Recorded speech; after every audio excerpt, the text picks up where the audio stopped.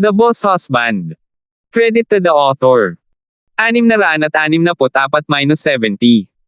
Ang mga pangalan po na nandito ay galing sa mga name generator.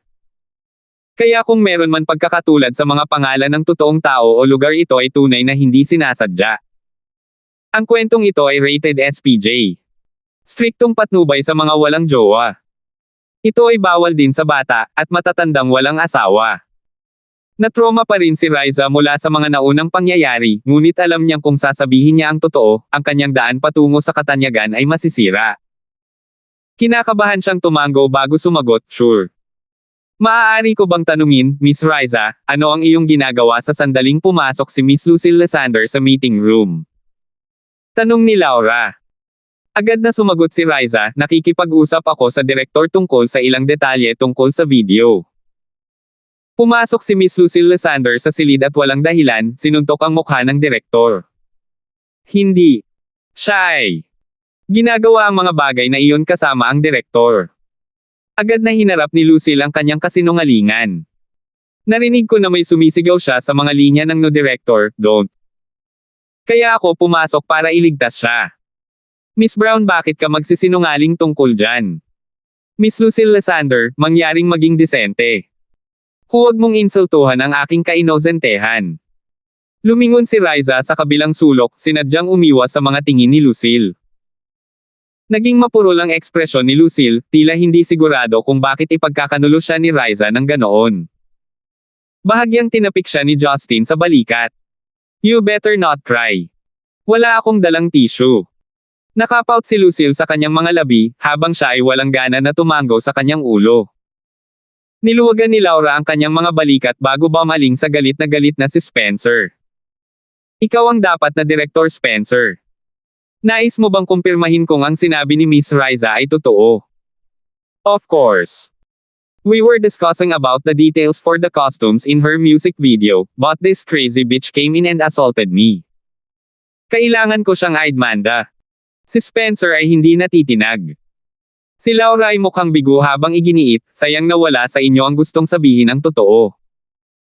"Attorney Laura, kung may gusto kang sabihin, sabihin mo lang ng malakas dito," hiling ni Carmela sa English.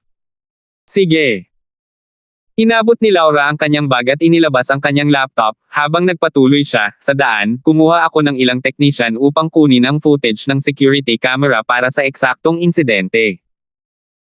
Ayon sa aktual na recording, napakalinaw ng footage ng direktor at ang maliwanag na pakikipagtalik ni Miss Riza.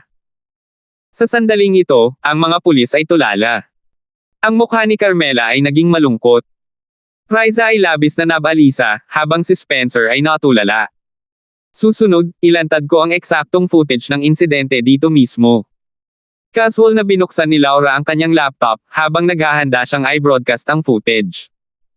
Imposible iyon. Si Spencer ay labis na nataranta. "Nagsagawa ako ng ilang naunang inspection. Walang kahit isang security camera sa meeting room. Ikaw ay dapat." Sa puntong ito nalaman ni Spencer na nahulog siya sa bitag niya. Napaatras si Riza habang halos hindi napatili ang kanyang balanse. Isa lang siyang ordinaryong modelo. Isang sandali ay malapit na siyang gumawa ng kanyang unang hakbang sa industriya ng entertainment, sa susunod ay napilitan siya sa ganitong sitwasyon. Siya ay unang tunay na natakot sa balita ng footage, bago niya nalaman na siya ay manipulahin. Matingkad na ngumiti si Laura. "Director Lo, bakit kailangan mo ng paunang inspection sa pagkakaroon ng security camera para sa talakayan sa mga maliliit na detalye ng iyong music video?" Iyan ay dahil ito ay nablangko ang isip ni Spencer habang siya ay naubusan ng mga dahilan. Galit na galit si Carmela habang itinulak ang kanyang kapatid sa isang tabi. Agad siyang pumunta at sumagot, "Attorney Laura, humanga ako sa iyong mga pamamaraan. Gayunpaman, sa kawalan ng video footage, kulang ka sa anumang anyo ng matibay na ebidensya ng bagay. Samantala sa aming panig, mayroon kaming mga saksi bilang isang wastong dahilan upang pigilan si Lucille Lysander mula sa piyansa." Comendat si Laura habang sumagot, Ito siguro ang mabait na asawa ni Premier Nigel. Nabasa ko na ang tungkol sa iyo dati. Sa bagay na iyon, talagang tama ka. Ngunit, nararapat na banggitin na ang aking kliyenteng si Miss Lucille Lysander ay may karagdagang pagkakakilanlan na higit pa sa kanyang piyansa. Nang matapos siya, hindi nabigla sa mga tingin ng mga tao sa paligid niya, kinuha ni Laura ang isang pulang booklet mula sa kanyang bag. Hindi ako sigurado kung may nakakakilala dito, matiyagang paliwanag ni Laura na nakangiti, ngunit ang iaanunsyo ko ay, ang British citizenship ni Miss Lucille Lysander ay naaprubahan kamakailan. Ito ang kanyang pasaporte bilang ebidensya. Naiintindihan ko na ayon sa batas ng Zenica walang mamamayan ang pinahihintulutan ng dual citizenship. Ngunit dahil pinahihintulutan ng United Kingdom ang isa, sa isang British standpoint, si Miss Lucille Lysander ay ating mamamayan. At habang nagsasalita ako, ang British Embassy ay nakatanggap ng abiso para sa royal pardon ni Miss Lucille Lysander patungkol sa foreign affairs. Nangangahulugan din ito na ang pagkulong, interogasyon at pag-iingat kay Miss Lucille Lysander ay magreresulta sa isang talakayan tungkol sa foreign affairs. Dahil sigurado ako na alam mo na, ang isang istasyon ng pulis na tulad nito ay hindi sapat para sa isang negosasyon sa pagitan ng ating dalawa. Habang naglalaan si Laura ng oras sa pagbigkas ng mahabang listahan ng mga salita, walang imek na napaupo ang pulis sa kanyang upuan. Isang negosasyon sa pagitan ng mga bansa. Paano papasanin ng mga hamak na pulis na tulad nila ang ganoong responsibilidad? Natural na alam ni Carmela na sinadyang iniwan ni Laura ang ilang mga punto mula sa kanyang mga pahayag. Ngunit sa alinmang paraan, kailangan niyang tiyakin na hindi palalay ni Laura ang sitwasyon para may kinalaman sa mga usaping panlabas. Ang higit na nakakagulat sa kanya ay kung paano niya minamaliit si Justin mula sa kanyang edad at mga koneksyon, na gagawin niya ang buong United Kingdom na lumapit sa kanyang pagtatanggol. Humanga rin si Carmela sa kalidad ng isang abogado mula sa isang international elite law firm. Ito ay hindi nakakagulat na sila ay kabilang sa mga pinakamahusay. Sa pag-unlad ng insidente, malinaw na si Lucille ay tiyak na hindi mahipo. Naramdaman ni Carmela ang pressure dahil sa kanyang posisyon bilang asawa ng premier. Higit sa lahat, ang kanyang mga aksyon ay hindi maaaring gawin upang ang mga dayuhang gawain ay kasangkot. 664. Hindi inaasahan ni Justin na magiging masinsinan sina Catherine at Ron sa kanilang paghahanda. Nilumpasan pa nila ang hiniling niya sa kanila at inayos siya ng bagong nasyonalidad. Ang pagwawalang bahala sa aktwal na kahirapan sa pagkuha ng pasaporte, para sa kanila na gawin ito ay talagang nakakagulat para kay Justin. Ang hakbang na ito ay hindi lamang naprotektahan siya mula sa anumang mga potensyal na demanda, ngunit nagbigay din ng landas para sa anumang mga pagsulong sa karera sa hinaharap sa ibang bansa. Nang mapansin na ang insidente ay halos na pag-usapan na, hinawakan ni Justin si Lucille nang magkahawak kamay silang lumabas sa istasyon ng pulisya. Si Spencer ay inaasahang magalit sa pinal na desisyon habang hinawakan niya ang braso ng kanyang kapatid. Ano? Paano mo sila pakakawalan ng ganon-ganon lang? Niyakap siya ni Carmela. Inis na sabi niya, ano pa ang masasabi natin dito? Hindi ka nila sisingilan ng anuman, kaawa-awang brat. Napansin ni Spencer na halatang galit na galit ang kanyang kapatid. Mabilis niyang inipit ang buntot sa pagitan ng kanyang mga hita at tumakbo papunta sa isang sulok. Kahit anong ayaw niyang tanggapin ang desisyon, naiwan pa rin siyang walang galos, kaya wala siyang choice kundi tiisin ang desisyon nito. Lumingon si Carmela laban kay Justin na humihina ang silweta, at nanunuya, Justin, ngayong araw ay maaaring nanalo ka. Ngunit hindi ko hahayaang mawala ng ganoon kadali ang insidente ni Garrett.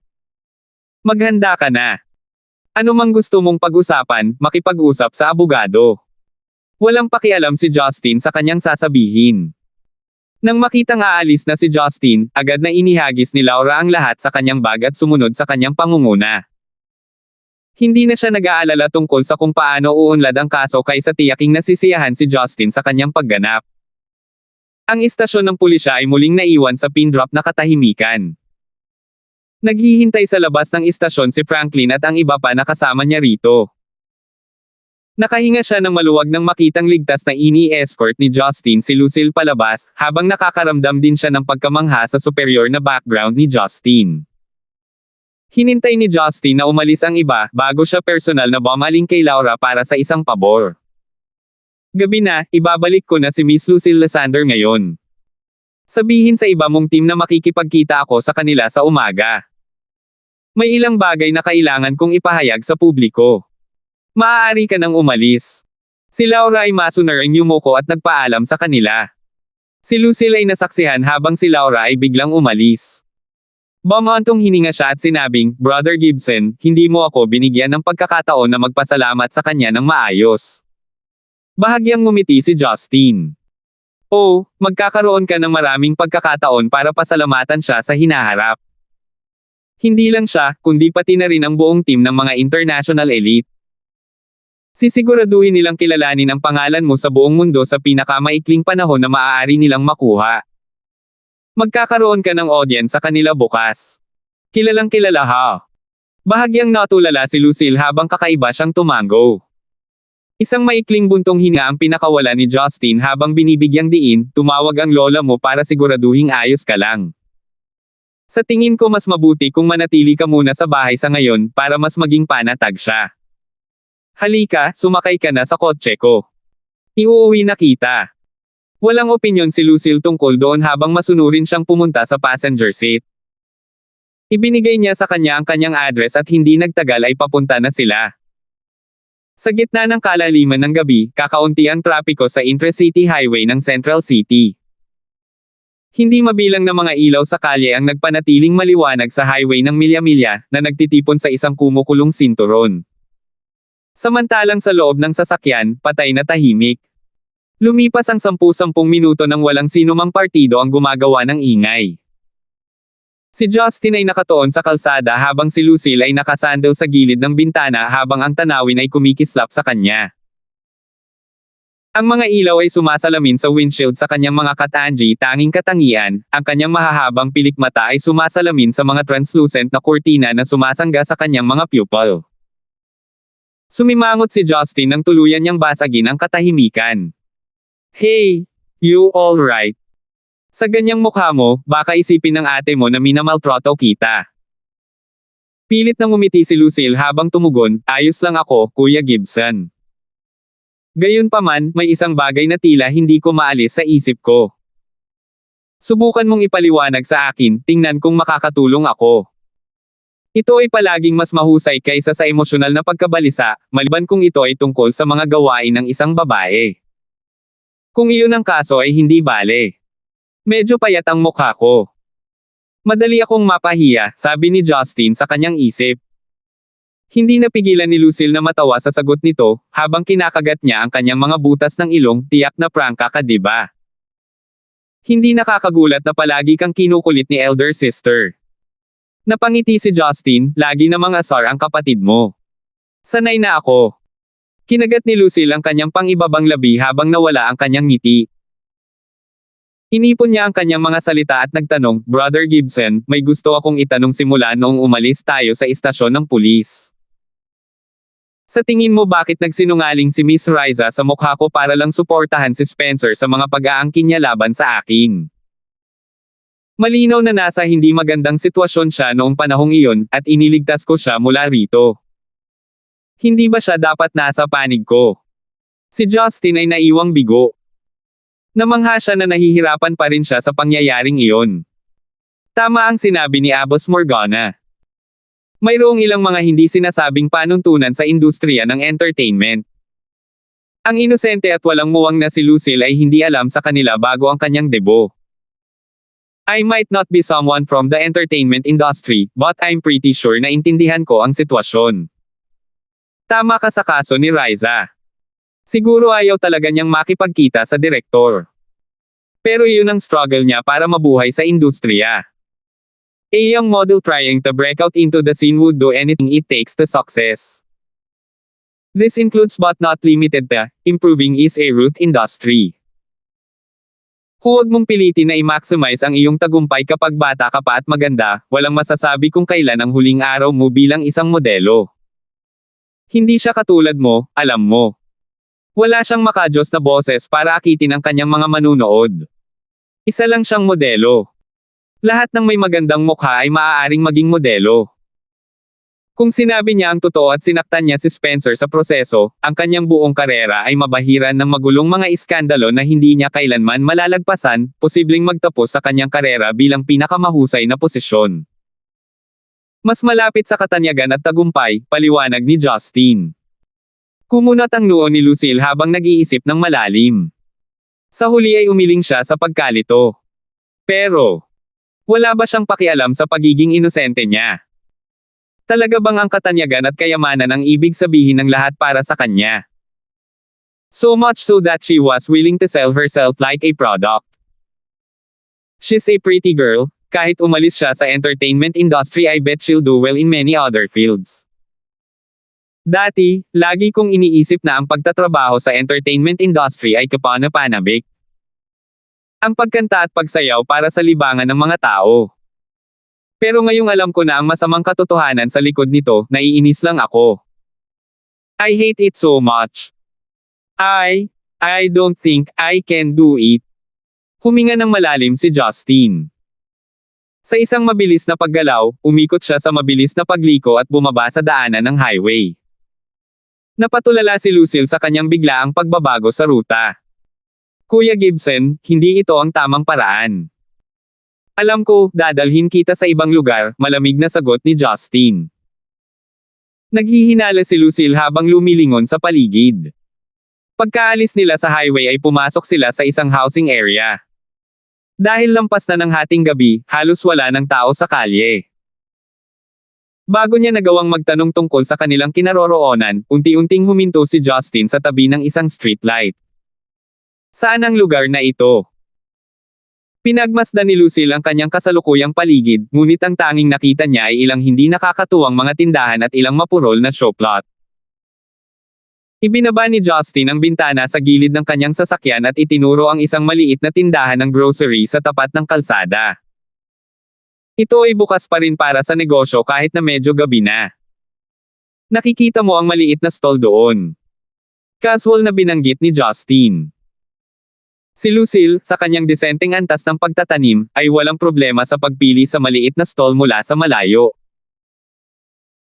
Ang karatula ay luma at kinakalawang, at sa likod nito ay may isang medyo napakataba na nasa katanghaliang gulang na babae na nakakross ang kanyang mga braso habang siya ay malamang na umaasa ng ilang customer pa bago siya magsara para sa gabi. Kuya Gibson, umiinom ka ba ng sigarilyo? Makakakuha ako ng isa para sa iyo. Alam ni Lucille na si Justin ay isang masugid na naninigarilyo. Kinalas niya ang kanyang safety belt at naghanda sa pagbaba ng sasakyan. Isang mapait na ngiti ang isinagot ni Justin. Saan mo balak pumunta? Sinusubukan ko lang sabihin sa iyo ang tungkol sa may-ari ng tindahan ng stand doon. Ha? Huminto si Lucille sa kanyang intensyon habang curious na nakatitig kay Justin. Si Justin ay same time na sumagot, ang babaeng iyon sa stand, siya ay nagkaroon ng sinus cancer noong nakaraang taon at kahit na matapos ang matagumpay na operasyon ay pinayuhan siya ng doktor na magpahinga ng 3 taon upang gumaling. Hindi pa banggitin ang katotohanan na kailangan niyang pumunta para sa regular na check-up. At bilang resulta nito, ang kanyang pamilya, na ang tanging kita lamang ay ang mismong paninindigan, ay nabibigatan ng napakalaking halaga ng mga bayad sa medikal. Ang kanyang asawa ay orihinal na isang retiradong manggagawa. Ngunit dahil sa kanyang kondisyon ay kinailangan niyang kunin muli ang kanyang trabaho sa konstruksyon upang makibahagi sa pasanin. Sa kasamaang palad para sa kanila, gayunpaman, 2 buwan lamang pagkatapos ng kanyang pagbabalik, ang kanyang mga binti ay malubhang napinsala ng isang construction fender, na naging dahilan upang siya ay sumailalim sa isang agarang operasyon. Anumang pagkaantala sa pamamaraan ay magreresulta sa pagputol. Ito ay nagdaragdag ng asin sa bukas na sugat, kaya't ang babaeng ito ay kailangang mapuyat ng gabing ito. Sa puntong ito ng kanyang pagsasalaysay, naiwang lumuluha si Lucille habang bumubulong, napakalungkot. May mga anak ba sila? Tumango si Justin at bumaantong hininga. Mayroon silang isang anak na babae, napakaganda. Hindi nagtagal, nanalo ang kanilang anak na babae ng grand prize sa isang kompetisyon ng modelo, na nagpalakas ng kanyang pag-unlad sa industriya ng entertainment. Malinaw na bilang isang bagong dating, ang kanyang anak na babae ay hindi makakuha ng malaking halaga ng pera na kailangan nila at ang kanyang ama, ay halos dapat na para sa kanyang operasyon. Kailangan niyang tiyakin na ang pera ay dumating sa pamamagitan ng hook o sa pamamagitan ng manloloko. Gayunpaman, siya ay nagpunta sa bangko para sa pautang, lamang upang mapagtanto na ito ay hindi sapat. Siya ay naiwan na walang pagpipilian kundi ibenta ang kanyang katawan para sa kanyang mga magulang. Nakuha ni Lucille ang punto ng kanyang pananalita habang maingat niyang binibigkas ang kanyang mga salita bago siya nag-aalinlangan na nagtanong, maaari bang? Kuya Gibson, sinasabi mo ba na sila ang mga magulang ni Miss Riza? Nakangiting tumango si Justin. Umaasa lang si Riza na ang kanyang mga magulang ay bumalik sa ganap na kalusugan, kaya naman kailangan niyang makipagkita kay Spencer. Kaya ano sa palagay mo, mas mahalaga ba ang kanyang pagiging inosente, o ang kalusugan ng kanyang mga magulang? Medyo umasim ang ekspresyon ni Lucille bago siya bumulong, kung ganoon ang kaso. Sa tingin ko ay mabuting tao siya. Maling inakusahan ko siya ng kanyang mga aksyon. Gayunpaman, sa mga oras na ito, mula sa isang malapit na eskinita ay dumating ang isang matipunong lalaking nasa katanghaliang gulang na sinisigawan ng babae sa tabi ng maliit na kinatatayuan. Asawa, bakit nasa stall ka pa? Hindi naman natin kailangan ng ganitong kaunting pera, di ba? Sumagot ang babaeng iyon sa parehong malakas na tono, oo. Nag-iimpake na ako. Si Lucille sa kanyang kahangahangang kakayahan sa pakikinig ay natural na narinig ang pag-uusap ng walang abala. Dahil dito, nalilito siyang lumipat kay Justin. Kuya Gibson, asawa yan ng babae, di ba? Mukhang wala siya sa mga kondisyong inilarawan mo sa kanya. Nagkibit balikat si Justin habang napahajejek. Siyempre tanga. Nambobola ako. First time kong makilala si Riza, kaya paano ko malalaman ang tungkol sa pamilya niya? Ano? Paano mo nagawa iyon? Ang makatarungang si Lucille ay riktibong nagpout dahil sa hindi kasiyahan, pagkatapos ng lahat ay lumuha pa siya para sa dahilan. Ini-swipe ni Justin ang kanyang daliri sa kanyang pink na maliliit na labi habang nagpatuloy siya sa seryosong tono, Lucille, kahit gawa-gawa ko ang kwento, nananatili pa rin ang punto ko. Walang nakakaalam kung ano ang kalagayan ng pamilya ni Riza. Kahit naiwan natin siya sa picture, paano ang staff na walang sawang nagtatrabaho para sa kanya? Paano ang kanilang mga pamilya? Sa kabuuan, ang mundong ito ay magkakaugnay. Ipagpalagay natin na siya ay tunay na may tauhan sa ilalim niya na lubhang nangangailangan ng pera. Karapat-dapat ba siya ng kapatawaran para sa kanyang layunin ngayon? Boo! Pero peke iyon? Sagot ni Lucille. Talagang peke ang kwentong ginawa ko. Ngunit masasabi mo ba sa akin na sa libu-libong pamilya sa paligid natin, wala ni isa sa kanila ang nakaranas ng trahedya sa pananalapi tulad ng inilarawan ko? Kung talagang may katulad na sitwasyon si Riza at talagang siniguro mo na ang kanyang pagiging inosente, ngunit bilang kapalit ay uuwi siyang walang dala, sa tingin mo ba ang ginawa mo ay ang tamang pagpipilian? Otherwise, what if as a result of that, hindi siya makapasok sa entertainment industry? This would cause her makeup artist with her manager to lose their job. Hindi ba sila ang may financial mishaps din? Napansin ni Justin na nanahimik siya habang nagpatuloy siya, kami ay nagsusumikap sa mga sitwasyong tulad nito araw-araw, at kapag kami ay gumagawa ng mga desisyon, halatang iniisip din namin ang iba. Siguro ang ilang mga desisyon na ginawa ng iba ay maaaring mukhang mali o indecent, ngunit hindi natin alam kung ano ang nasa isip nila noong ginawa nila ito, hindi ba?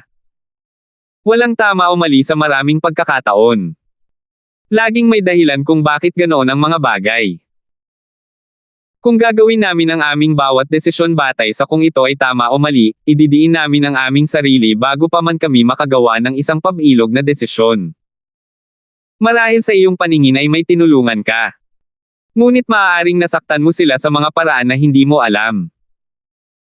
Matagal na natahimik si Lucille, bago siya time na nagtanong, kung gayon. Ano ang dapat kong gawin? Sundan mo ang puso mo. Katulad ng kung paano mo sinipa si Spencer kay Riza. Ano man ang gawin mo, palaging may mga kahihinatnan na kasunod. Kaya't ano man ang desisyon mong gawin, basta't tapat ang iyong pag-iisip, iyon lang ang kailangan mo. Hindi mo makokontrol ang iniisip ng ibang tao, ngunit tiyak na makokontrol mo ang sarili mo. Maraming mga kaso mula sa industriya ng entertainment na gagawin mo kung ano ang gagawin mo sa iba hanggat hindi mo nagustuhan ikaw. Naiwan si Lucille na tulala habang bumubulong sa sarili, at sa huli ay nagpakawala ng ngiti. Naiintindihan ko na ngayon, Kuya Gibson. Ilalagay ko ang lahat sa aking musika. Mahal ko ang aking trabaho at iyon lang ang mahalaga, wika ni Lucille habang siya ay kumikinang ng may kumpiyansa. Nakahinga ng maluwag si Justin. Buti na lang napag-usapan kita tungkol dito, kung hindi, ang milyon-milyong ipinuhunan ng kapatid mo sa iyo ay masasayang. Pinahahalagahan ni Lucille si Justin at nahihiyang sinabi, "Salamat, Kuya Gibson." Paumanhin sa abala. "Well, it's not a hassle." Medyo nag-aalala lang ako na baka hindi na muling marinig ang malambing mong boses. Commendat si Justin. Halatang tuwang-tuwa si Lucille sa kanyang papuri habang hinahampas niya ang kanyang sarili upang yakapin ang kanyang balikat, para lang napagtanto na ang kanyang mga kilos ay medyo mapang-akit. Humiwalay agad siya sa pagkakayakap sa kanya. Samantala, medyo nanigas si Justin nang ang isang kaakit-akit na mabangong malabo na lumipad sa paligid niya, bago biglang naglaho. "Sige, ngayong napag-isipan mo na, dapat na talaga tayong umuwi ngayon, kung hindi, akusahan ako ng lola mo ng trafficking muli sa iyo." Sa pagkakataong ito, nanatiling nakayuko si Lucille habang bumubulong bilang pagkilala. 665. Sa isa sa mga top-tier na apartment ng Central City, isang lasing na lalaki ang napadpad pabalik sa kanyang lugar. Nanginginig ang mga kamay niya habang hinahanap ang susi niya. Matagal bago niya tuluyang nabuksan ang main door. Nagzigzag siya sa apartment bago hindi malay na binuksan ang mga ilaw. Ang bagong ayos na espasyo ay nahayag sa buong kaluwalhatian nito, sa ilalim ng chandelier ay isang lalaking nagpupumilit na tumayo sa kanyang kinatatayuan. Nakahawak ang lalaki sa mga dingding at kasangkapan habang papunta sa balkonahe. Pagkatapos ay hinubad niya ang isang kalahating punong bote ng whiskey at nilagok iyon sa kanyang lalamunan. Tumalsik ang amber fluid sa kanyang Versace shirt, ngunit wala siyang balak na tumigil. Matapos ang ilang malalaking subo, nabulunan ng lalaki ang whiskey bago siya umubo at bumagsak sa lupa. Gidong! Sa mga oras na ito, isang nasa katanghaliang gulang na babae ang pumasok sa naka-unlock na pinto at nasaksihan ang halos walang malay na binata sa lupa na natatakpan ng dumi. Nagmamadaling lumapit si Carmela upang tingnan ang kanyang anak. Mula nang umalis siya sa istasyon ng pulisya, sinubukan niyang tawagan ang numero ni Gareth, ngunit hindi nagtagumpay. Sa pagkabalisa, agad niyang tinungo ang apartment ng kanyang anak, at nakita niya itong nasa kalunos-lunos na kalagayan. Nadurog ang puso ni Carmela nang makita ang kanyang anak. Itinaas niya ang kanyang manggas at inihagis ang kanyang bag sa tabi upang tulungan siyang makatayo. Para sa isang ina na makita ang kanyang nag-iisang anak na lalaki sa ganoong kaawa-awang kalagayan ay isang bangungot para sabihin ang hindi bababasa. Pagkatapos ng maraming pagsisikap ay nagawa niyang tulungan siya papunta sa sopa, bago siya madaling pumunta sa banyo para kumuha ng basang tuwalya at nilinis ang kanyang mukha. Si Gareth sa kabilang banda ay halos hindi gumagalaw ng 1 pulgada habang nililinis siya ng kanyang ina. Napaluha ang kanyang mga mata nang makita ang kalungkutan ng kanyang anak habang siya ay nananangis. "Gidong, paano ka magiging walang alam sa iyong sariling kapakanan? Alam ko ang sakit na nararamdaman mo ngayon. Ngunit bilang isang lalaki, kailangan mong matuto sa iyong mga pagkakamali at maging mas malaking tao. Tingnan mo ang iyong sarili." Inangat ni Gareth ang kanyang ulo, para malabong titigan ang kanyang ina. Nanunuya, sinabi niya, "Nay, lumuhad ako sa harap ng lahat ng mga taong iyon. Lumuhad ako sa anak ng asong iyon." Sa puntong ito, tumulo ang mga luha sa kanyang pisngi habang umiiyak sa harap ng kanyang ina, na parang batang binubuli sa paaralan. Pinipigilan ni Carmela ang kanyang mga luha habang nakaupo sa kanyang tabi, hawak ang kanyang kamay. "Alam ko, ngunit dahil doon kailangan mong manatiling matatag. Ikaw ang young master ng Nigel clan. Sweet revenge is never too big a goal for you to achieve. Mom knows that deep inside you, there lies a confident kid waiting for his time to shine. Siguradong babalik siya. Itinulak ni Garrett ang kamay ng kanyang ina sa tabi habang siya ay tumatawa sa sarili. Young Master. Ano ang silbi niyan? Hindi ko man lang makuha ang bagay na pinakagusto ko. Ano ang silbi nitong titulong Young Master na ito? At saka, sino ang nakakaalam kung ako talaga ang magiging kahalili ng Nigel clan?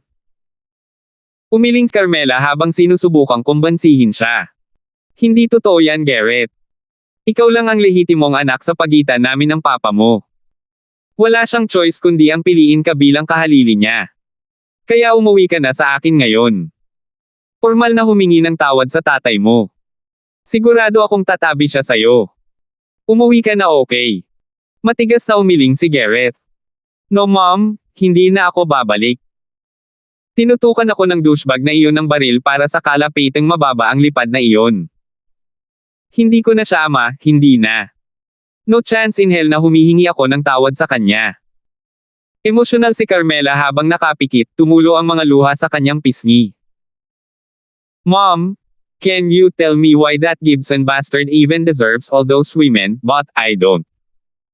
How could he disgrace me like that? Sino ba siya sa tingin niya? Bakit kaya niyang makuha ang buong harem niya samantalang hindi ko man lang makuha ang babaeng gusto ko talaga? Nasa bingit ng emosyonal na pagbagsak si Garrett. Huminga ng mahaba at malalim si Carmela bago siya nagpatuloy, nanginginig ang kanyang mga kamay habang hinahaplos ang mukha ng kanyang anak. Gidong, ganoon ka ba talaga kadesperadong makuha ang babaeng iyon? Napuno ng galit at puot ang mga mata ni Garrett na puno ng alak. Kinakamot ang kanyang mga ngipin, tinutuya niya, gusto ko siyang dahan-daang pahirapan para malaman niya ang kanyang lugar sa mundong ito. Gusto kong pahirapan siya sa harap ng Gibson bastard na iyon ng paunti-unti hanggang sa hiniling niya na patay na siya. Gusto kong sipsipin ang kanyang dugo na tuyo. Pero bago pa niya maituloy ang sasabihin ay nakatulog na siya sa sofa. Nagulat si Carmela. Maingat niyang hinikayat ang kanyang anak na matulog, ngunit ang kanyang mga mata ay natatakpan ng kawalan ng katiyakan sa hinaharap. Sa residence ni Lysander, mula nang napaaga ang kamatayan ni Zachary, unti-unti itong nawala sa atensyon ng marami. Maliban sa mga natitirang katulong sa bahay, wala masyadong tao. Ang Lysander residence ay namodelo sa isang vintage na disenyo dahil ito ay sumasalamin sa ambience ng 50s. Gayunpaman, ang interior ay sementadong may mas modernong disenyo. Sa isang tirahan na matatagpuan sa likod bahay, si Lucille ay nakasuot ng puting sutla na pantulog na isinuot niya pagkatapos ng kanyang shower. Ang kanyang makatarungang mga balikat ay tumambad sa simoy ng gabi. Nakaupo siya sa gilid ng kanyang kama, ang kanyang peachy legs ay marahang umaaligid sa hangin. Kahit na matapos ang lahat ng oras na ito, sa kabila ng mahabang panahon na wala si Lucille sa bahay, moderno at kontemporaryo pa rin ang mga electronics sa kanyang silid. Ano man ang pagkawala ni Zachary, ang katayuan sa pananalapi ay napanatili pa rin kahit na isang pagbabago sa pangunahing pamamahala. Hindi sapat para mabago ang buhay ng nag-iisang tagapagmana ng pamilya. Si Lucille, gayunpaman, ay walang interes sa mga ari-arian na mayroon siya sa kanyang silid. Nakaupo siya sa isang sulok, paminsan-minsan ay tumatawa, ngunit pagkatapos ay nakasimangot habang iniisip ang matagal na pag-iisip. Ang pinto ng kanyang silid sa sandaling ito ay dahan-daang bumukas mula sa labas, habang si Abbas Morgana, na nakasuot ng puting perlas na pantulog, ay naglalakad patungo sa kanya. Pagkatapos ng kanyang matagal na pananatili sa lungsod, sinadya niyang bawasan ang paggamit ng kanyang tradisyonal na mga kasuotan, na posibleng mas makaangkop sa isang kontemporaryong pamumuhay. Napansin ni Abbas Morgana na bukas pa rin ang mga ilaw sa kwarto ng kanyang apo, kaya't pumasok siya para tingnan ito, at nadatnan niya itong nagde-daydream sa sulok ng kanyang kama. Weird, anong niningiti-ngiti mo dyan? Medyo nalilito si Abbas Morgana habang papunta sa kanya. Nagulat si Lucille sa una, bago siya agad na napahiya sa sarili. She mumbled, "Lola. Wala naman po. Wala po akong iniisip, siguro dahil sa pagod kaya ako natulala." Tanga. Alam kong iniisip mo na naman ang batang iyon na si Justin. Mabilis na itinuro iyon ni Abbas Morgana bago siya casual na umupo sa gilid ng kanyang kama. Nalaglag ang panga ni Lucille nang marinig ang sinabi niya. Pulang-pula ang mukha niya habang nanatiling tahimik. Bahagyang bumantong hininga si Abbas Morgana at nagpatuloy, sa totoo lang, noon pa man alam kung gusto mo siya. Nanatiling tahimik si Lucille ngunit bumilis ang tibok ng kanyang puso. Ano ang malaking bagay? Magiliw na kinurot ni Abbas Morgana si Lucille sa mukha. Noon sa Tibet, nang si Justin ay aalis sakay ng helicopter na iyon, nakita kitang nagtatago sa isang sulok na tahimik na pinapanood ang kanyang pag-alis. Ikaw ang aking pinalaki. Sa tingin mo, hanggang kailan mo itatago iyon sa akin? Sa kabila ng kaunti kong gusto sa taong ito, kung siya talaga ang gusto mo, gagampanan ko ang aking papel sa pagsuporta sa iyo. Lola, huwag mong sabihin iyan. Hindi ko kaya. Namula ang mukha ni Lucille habang nauutil. What do you mean no? Look at you, when he dropped you home, you stood there like a tree until he left your sight. Never once you did so for me you silly girl. Inilibot ni Abbas Morgana ang kanyang mga mata kay Lucille. Sa totoo lang, hindi ko maintindihan kung ano ang napaka-espesyal ng batang ito. Nalilito akong isipin kung bakit lahat ng mga babaeng ito ay dumadagsa sa kanya. Nakapout si Lucille sa kanyang mga labi habang mahinang sumagot, maaaring mukhang happy-go-lucky si Brother Gibson sa karamihan ng mga oras, ngunit kapag talagang kailangan mo siya, lagi siyang pipilitin para sa iyo. Mapagkakatiwalaan at maaasahan lang siya sa ganoong paraan. I guess kaya siya nagustuhan ni elder sister.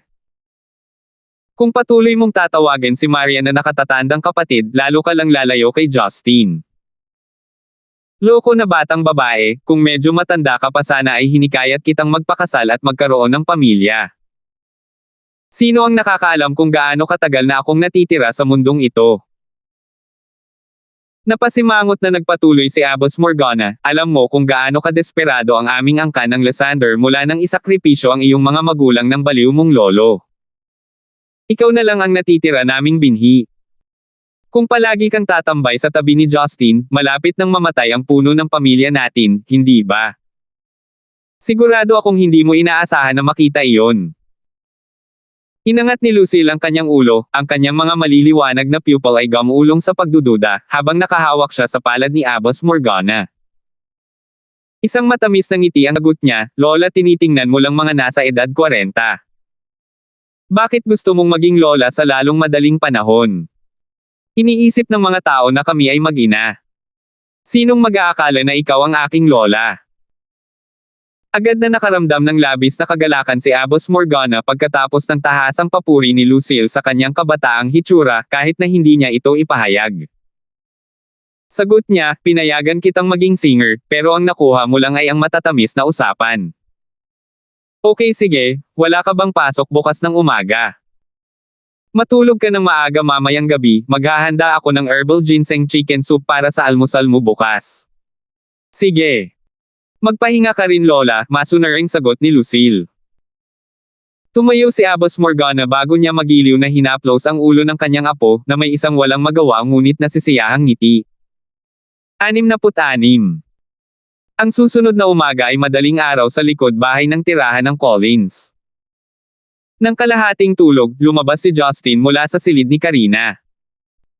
Pagkaraang pauwiin si Lucille noong nakaraang gabi, gusto niyang makasama siya. Kung tutuusin, medyo matagal na rin mula noong huli niya itong nakita.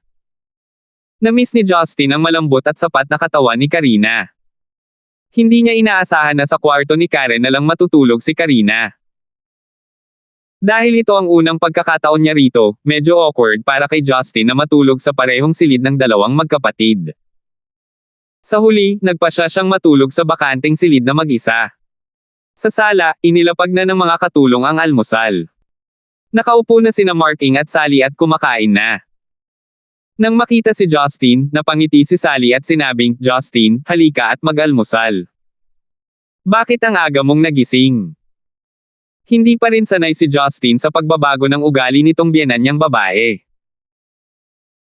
Isang awkward na ngiti ang kanyang pinakawalan at sinabing, Tita, gusto ko pong manatili, ngunit may mga bagay pa rin na nangangailangan ng aking agarang atensyon sa Stonegate.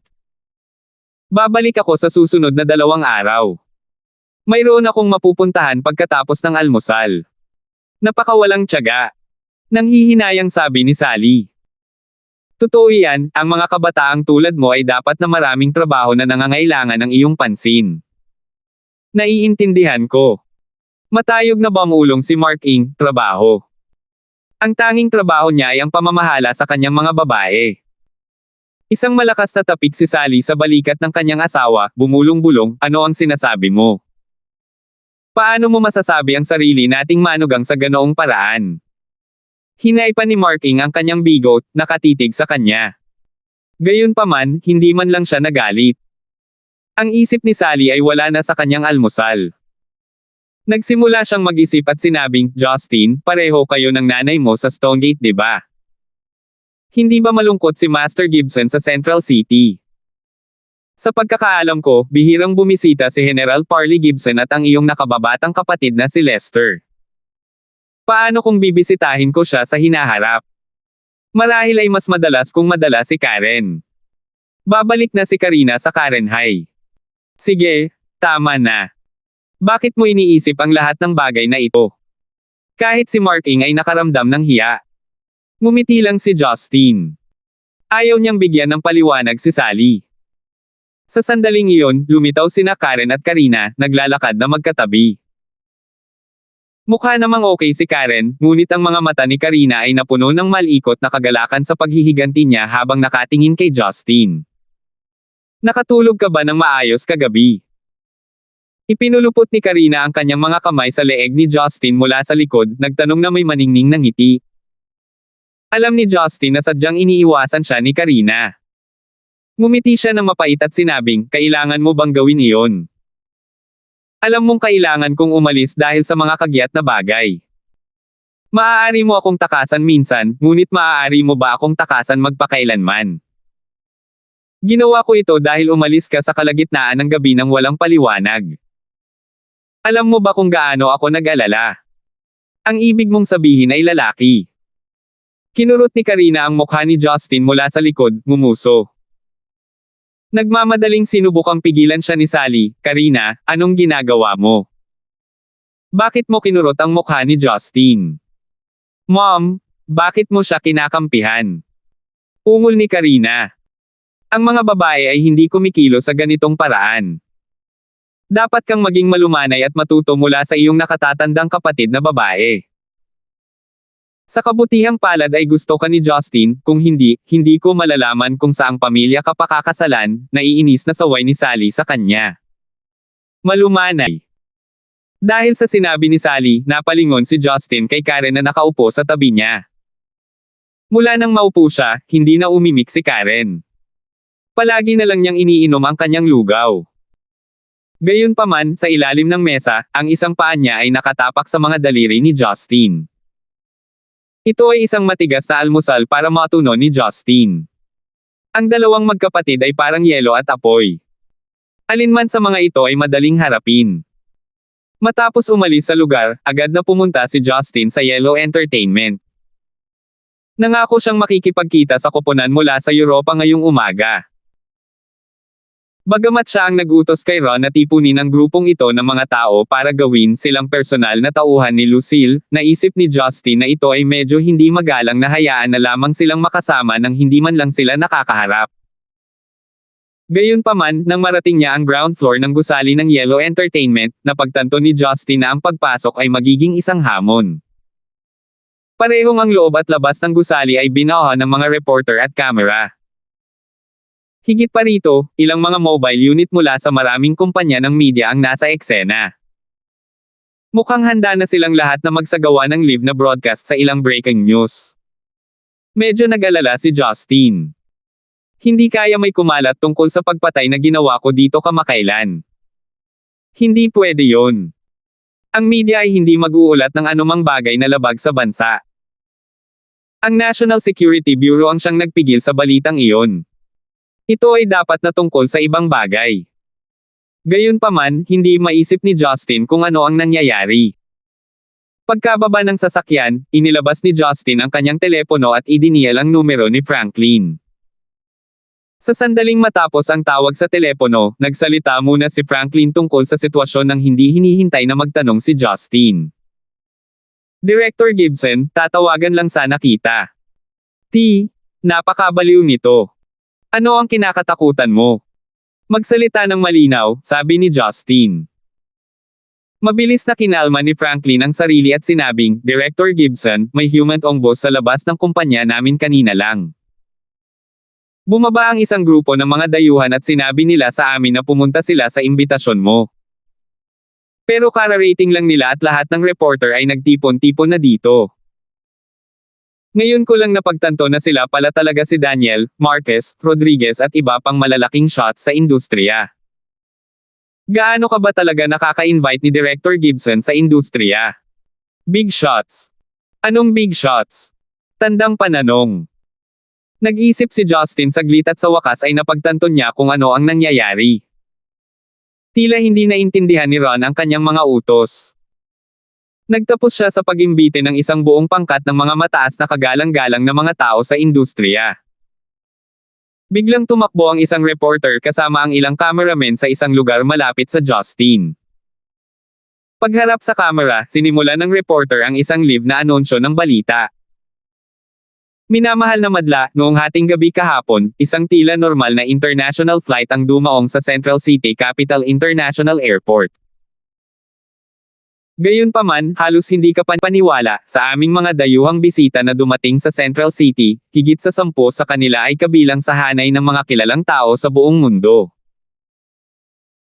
Ang makeup artist na si Daniel mula sa Germany, ang fashion expert na si Benjamin mula sa France, ang kilalang stage lighting designer na si Sean Steve, at ang sikat na music video director na si Marcus Kevin, at marami pang ibang eksperto ay dumating na lahat sa Central City. Kaninang umaga, ang malalaking kuha na ito na ang kagandahan ay hindi mapaglabanan ay pumasok sa gusali ng entertainment branch ng Yellow International sa Central City. Batay sa aming pagkakaunawa sa sitwasyon sa ngayon, ang pagdating ng mga bisitang ito ay nakatali kay Lucille Lasander, ang artist na malapit ng idebo ni Yellow Entertainment. Hindi alam ni Justin kung tatawa o iiyak. Hindi siya sigurado kung mabuti o masama ang biglaang pangyayari. Ngunit malinaw naman, ang reputasyon ni Lucille ay muling tataas. Bagamat ang labas ng gusali ay puno ng mga mamamahayag, medyo madali pa rin para kay Justin na sumiksik. Nakikilala na ng mga security guard ang mukha ni Justin kaya hindi nila ito pinigilan sa pagpasok niya. Pagkatapos sumakay ni Justin ng elevator para makapasok sa kumpanya, naghihintay na si Franklin at ang iba pa sa entrance ng elevator. Sa sandaling makita niya si Justin, agad siyang lumapit sa kanya at sinabing, Direktor, naghihintay na sa iyo ang mga big shot sa conference room. Pakibilisan. Ang mga mata ng managerial team sa branch company ay kumikinang na parang nakikita nila ang kanilang nakasisilaw na kinabukasan sa harap mismo ng kanilang mga mata. Hindi na kailangang sabihin, sila ay labis na nasasabik. Ang reputasyon ay ang pinakamahusay na kalamangan na maaaring magkaroon ng isang artista. Hindi pa nakakagawa ng aktwal na debut si Lucille, ngunit kilala na siya. Binigyan siya ni Christine at Yu Yeon-hee ng matataas na papuri bilang mga hurado sa isang palabas. At ngayon na napakaraming international celebrity ang dumating para tulungan siya, kasama ang pambihirang boses ni Lucille, halos garantisado para sa kanya na maging isang superstar. Hindi ito masyadong pinag-isipan ni Justin. Pumasok lang siya sa conference room ng maluwag. Isang pangkat ng mga dayuhan na may iba't ibang kulay ng buhok ang nakaupo sa paghihintay. Si Laura, na nakilala na ni Justin noong nakaraang gabi, ay kasama rin nila.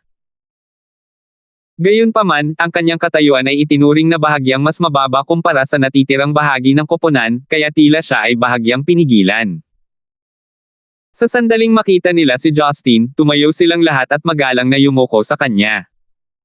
Ang ilan sa kanila ay medyo matanda na. Tila sila ay nasa parehong henerasyon ng lolo ni Justin, ngunit kahit sila ay kumilos na parang kakakilala lang ng kanilang idolo. Baka sa kanilang mga mukha ang mga emosyong nag-uumapo mula sa kanila. Nakaupo din si Lucille sa conference desk. Gayunpaman, hindi siya nakakaintindi ng mga wikang banyaga, at ito ang unang pagkakataon niyang makatagpo ng napakaraming dayuhan. Bago dumating si Justin, hindi mapakali siya sa kanyang upuan. Si Franklin at ang iba ay nakatayo sa labas ng conference room. Walang nangahas na gumawa ng kahit katiting na tunog. Malumanay na tanong ng isang staff, Deputy Director Peyton, hindi tayo nananaginip, di ba? Itong mga malalaking kuha, nakita ko lang sila sa mga magazine. Ni minsan ay hindi sila nakarating sa Zenica. Kapareho sila ng mga maalamat na figure na narinig ng sinuman sa industriya. Nabalitaan ko na si Daniel ang makeup artist para sa royal family sa kasal ng prinsesa. Ang direktor na iyon na si Marquez ay music video director ni Christine. Ang pag-imbite sa sinuman sa kanila ay madaling magastos kaysa sa kung ano ang kaya namin para sa buong team ni Lucille Lysander. Itikom mo ang iyong bibig at makinig. Kinailangan silang pigilan ni Franklin bago nila tuluyang ibalik ang kanilang atensyon sa sitwasyon. Sa ngayon, sinenyasan ni Justin ang lahat na maupo. Nakangiti siyang nagsalita sa English, alam kong lahat kayong nakaupo dito ngayon ay mula sa iba't ibang bansa. Ngunit para sa kaginhawahan, magsasalita ako sa Ingles. Gayunpaman, pagkatapos ng araw na ito, umaasa akong bumalik ang lahat at maglaan ng ilang oras sa pag-aaral ng Mandarin. Pagkatapos ng lahat, malamang na magtatrabaho kayo sa susunod na mga taon dito sa Zenica. Nang makitang walang tumutol, nagtanong si Justin na may kasamang ngiti, hindi naintindihan ni Ron at Catherine ang aking intensyon. Hiniling ko lang sa kanya na magpadala ng elite team dito para tulungan ang aking nakababatang kapatid na si Miss Lucille Lysander na maging qualified artist. Hindi inaasahan na inimbitahan kanilang lahat dito. Pero dahil dumating na kayong lahat, ibig sabihin, handa na kayong lahat. Agad namang tumango ang lahat bilang pagsang-ayon at nag-agawan sila para ipahayag ang kanilang sinseridad. Kamahalan, lubos kong kasiyahan na makasama sa iyong serbisyo, nakangiting sabi ni Daniel. Siya daw ang acting leader ng team. Ikaw ay mas palakaibigan at mas mainit kaysa sa kung ano ang naisip namin sa iyo. Salamat sa pagbibigay sa amin ng ganitong pagkakataon. Napawi ang ngiti ni Justin nang sabihin niya, bakit?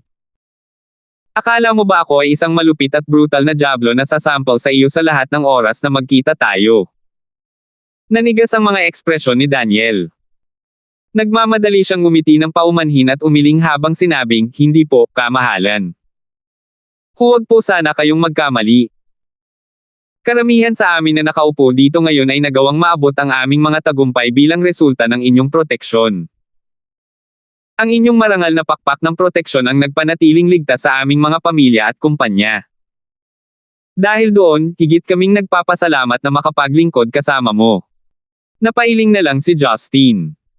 Hindi ka naman masyadong formal. Sa totoo lang, hindi ako sigurado sa mga lugar na naitulong ko sa iyo. Naniniwala ako na ang pasasalamat na utang mo sa akin ay resulta lamang ng ginawa ng mga nasasakupan ko. Marahil ay namuhunan si Ron sa iyong mga kumpanya gamit ang aking pera o naayos ni Sauron ang ilang mga problema para sa iyo gamit ang aking mga sundalo. Maaaring hindi mo kami naaalala, ngunit lagi naming naaalala ang iyong kabaitan, sabi ni Direk Marquez na mapagpakumbaba ang mahaba at payat na mukha. Inabot ni Justin at hinayla si Lucille, na hanggang ngayon ay hindi pa nagsasalita, mula sa kanyang upuan. He made her stand beside him and said to everyone, I don't require your abilities myself. Pero itong nakababatang kapatid na babae ng asawa ko, balak na niyang pasukin ang showbiz. Magre-release na siya ng sarili niyang album at magdaraos ng sariling concert. Sa gitna ninyong lahat na nakaupo dito ngayon ay mga music hero, producer, dance choreographers, music video directors, at mga abogado, managers at iba pa. Sana simula ngayon, ilaan niyo lahat ang inyong oras at pagsisikap para tulungan si Miss Lysander dito. Pretuhin ninyo ito bilang kabayaran ninyo sa akin. Bagamat hindi niya masyadong naiintindihan ang sinasabi ni Justin, nahihiyang ngumiti pa rin si Lucille at kumaway sa lahat. Kaagad, lahat sila ay tumugon ng magiliw na mga salita ng pagbati at ipinahayag ang kanilang pagkahilig sa trabaho. Kasunod nito, sinabi ni Justin, hindi ko kailanman ginustong umutang sa iba. Alam kong marami sa inyo dito ang lubos na iginagalang sa pandaigdigang arena. Ang paggawa sa inyo ng pagbisita sa Zenica lalo na para lamang maglatag ng daan para sa isang babae ay ginagamit ang inyong mga talento sa maliit na paggamit.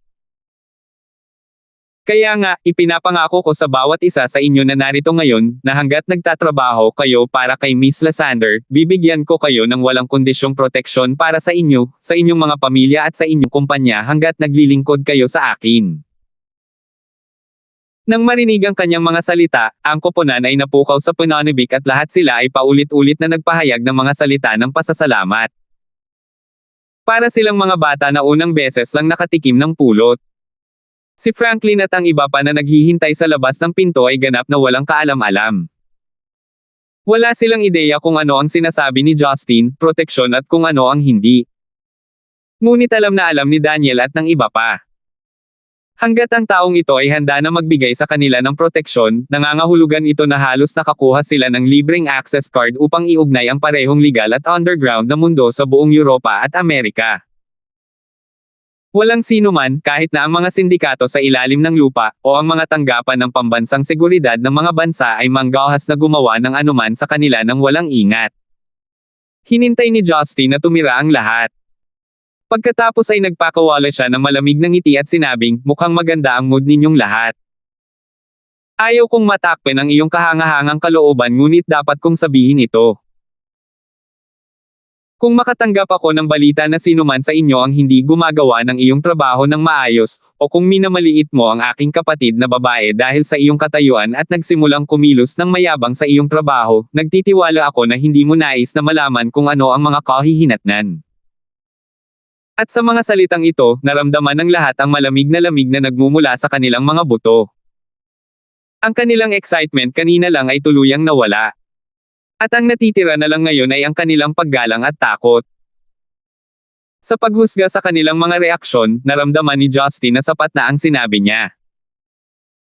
Kaya, siya ay nagbago sa isang mas mainit na tono at nakangiting muli, sige, pag-usapan natin ang iba pang mga bagay. Gusto kong tapusin ang pagsasabi sa inyo na ang lahat ng iyong pagkain, tirahan, at mga gastusin sa pamumuhay ay malalagay sa aking bayarin. Alam ko na tiyak na hindi ka kapos sa pera, ngunit kami ay isang legal na korporasyon. Dahil kinukuha ka namin, tiyak na hindi ka namin pagkukulangan sa iyong sweldo at mga allowance. Mangyaring makatiyak, kamahalan. Sisiguraduhin naming ibibigay namin ang aming makakaya, sagot ni Daniel at ng iba pa. Hahayaan na sana sila ni Justin na mas makilala pa sila ni Lucille nang biglang nag-vibrate ang kanyang telepono. Si Teresa kaya ang naghahanap sa akin dahil isang buong araw kaming hindi nagkita. Tandang pananong. Naisip ni Justin. Ngunit isang hindi pamilyar na numero ang nakita nang sumulyap siya sa screen. Halos walang magandang lumabas sa mga tawag sa telepono na natanggap niya mula sa hindi pamilyar na mga numero. Ngunit walang pagpipilian si Justin kundi sagutin ang tawag. Sino ang hinahanap mo? Tanong ni Justin. Isang medyo pamilyar na boses ang nagmula sa kabilang dulo ng telepono. Parang nasa middle-aged na lalaki. Justin, naaalala mo pa ba ako? Nag-isip sandali si Justin at tila nakilala ang boses. Nag-aalangan siyang nagtanong, Premier Nigel. Tama. Ako ito. Nabalitaan kong nasa Central City ka kaya gusto kong humanap ng oras para makipagkita sa iyo. Gusto ko sanang tawagan ang aking sekretarya, ngunit naisip ko na mas tapat na makipag-ugnayan sa iyo ng personal. Malaya ka bang makipagkita? Tanong ni Gilmore sa palakaibigan kahit biglaan. 667. Biglang natahimik si Justin. Mukhang kalmado ang kanyang mukha, ngunit walang sinuman sa paligid niya ang nangahas na huminga ng malakas. Pagkaraan ng ilang sandali na pag-isipan, dahan-daang sumagot si Justin, okay, kailan at saan? Magtanghalian tayo bandang tanghali. Ipapadala ko sa iyo ang address. Hihintayin kita doon ng 12 p.m., sabi ni Gilmore. Pumayag si Justin at ibinaba ang telepono. Pagkatapos ay humarap siya sa lahat at sinabing, natapos ko na ang lahat ng kailangang sabihin. Tungkol naman sa inyong mga responsibilidad mula ngayon, kumilos na lang ayon sa schedule ni Lucille Lysander para sa araw na iyon. Ang koponan ay nagbigay sa kanya ng kanilang mga salita. Lahat sila ay may malinaw na ideya sa kanilang mga responsibilidad. Kasunod nito, tinawag ni Justin si Franklin na nakatayo pa rin sa labas ng conference room. Pagkatapos ay sinabi ni Justin, Deputy Director Peyton, lilinuwin ko ang mga bagay-bagay dito ngayon. Ang mga dayuhang kaibigan na ito ay naglakbay dito para tulungan ang ating Lucille Lysander sa aking kahilingan. Hindi sila mga empleyado na hinahangad kong magtrabaho sa kumpanya. Kaya, ang kanilang responsibilidad ay ang maglingkod kay Lucille Lysander. May kalayaan silang tanggihan ang anumang mga kahilingan tungkol sa iba pang mga artista at negosyong gusto nilang marinig ang mga bagay na ito sa aking kumpanya. Ayaw nilang gawin. Pinunasan ni Franklin ang malamig na pawis sa kanyang mukha at pilit na ngumiti habang sumasang-ayon sa mga salita ni Justin. Alam niya sa kanyang puso na ang tanging tao na kusang tatanggap ng mga order ng mga taong ito ay si Justin. Wala siyang lakas ng loob na utusan sila. Wala sa mga taong ito ang uri na gusto mong maging kalaban. Samantala, si Daniel at ang iba ay nakatitig kay Justin ng may pasasalamat. Nasa ilalim na sila ng impresyon na ibebente nila ang kanilang sarili sa Yellow International, ngunit lumabas na magtrabaho para sa isang solong artista ang kailangan nilang gawin. Kung ganoon, hindi bababa sa kanilang katayuan bilang mga sikat na sikat sa buong mundo ay hindi nabawasan ng halaga. Nag-aayos lang sila ng isang baguhan. Ang rookie na pinag-uusapan ay ang nakababatang kapatid ng marangal na ginoong ito. Isa itong karangalan sa kanila. Ang sumunod na nangyari ay natural na ang pakikitungo sa mga reporter na nakapaligid sa buong gusali. Habang pinag-iisipan ng managerial team ng kumpanya kung paano ipapaliwanag ang sitwasyon, ang nangungunang artist manager mula sa Italy na si Downey, ay tumayo mula sa kanyang upuan at sinabing, iwanan ang hindi kinakailangang mga paliwanag. Dahil magtatrabaho tayo para kay Miss Lucille Lysander mula ngayon, maaari rin nating gamitin ang pagkakataong ito upang magsagawa ng press conference.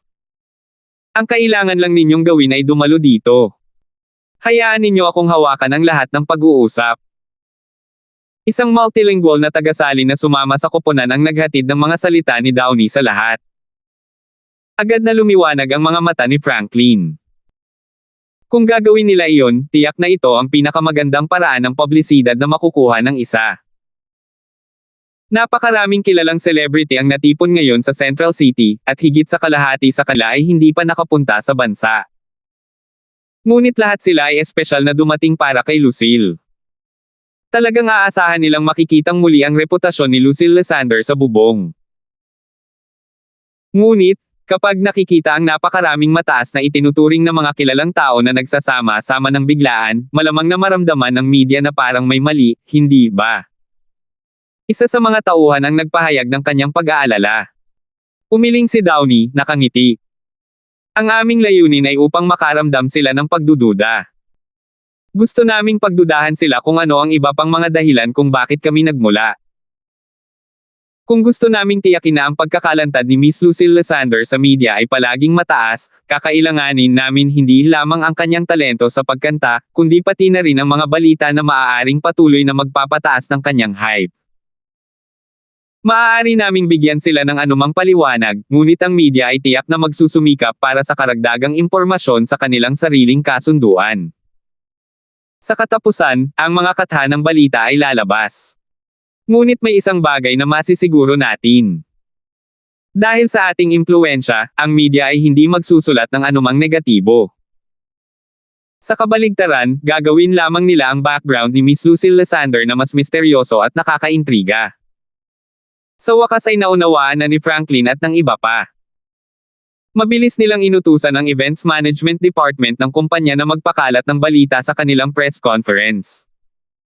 Tulala pa rin si Lucille na nakaupo sa gilid. She was trying her best to digest lahat ng narinig niya. Hinawakan niya ang isang sulok ng t-shirt ni Justin, mahina at nag-aalalang nagtanong, Brother Gibson, aabot ba ako? Ano ba ang dapat katakutin? Normal na tao pa rin sila kahit iba ang itsura mo. Kung ikukumpara sa mga taong nakilala mo noong nakaraan na laging handang pumatay, mas simple sila. Kung ayaw mo sa isa sa kanila, humawak ka lang ng espada at patayin mo sila.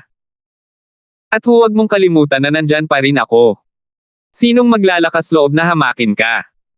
Tinaasan siya ni Justin ng kilay at nakangiting sinabi. Hindi ako pwedeng basta-basta pumatay ng tao. Pinisil ni Lucille ang kanyang mga pisngi. Ngunit napagtanto niya na tama si Justin. Hindi siya ordinaryong babaeng mang-aawit at hindi talaga siya mabubuli ng sinuman.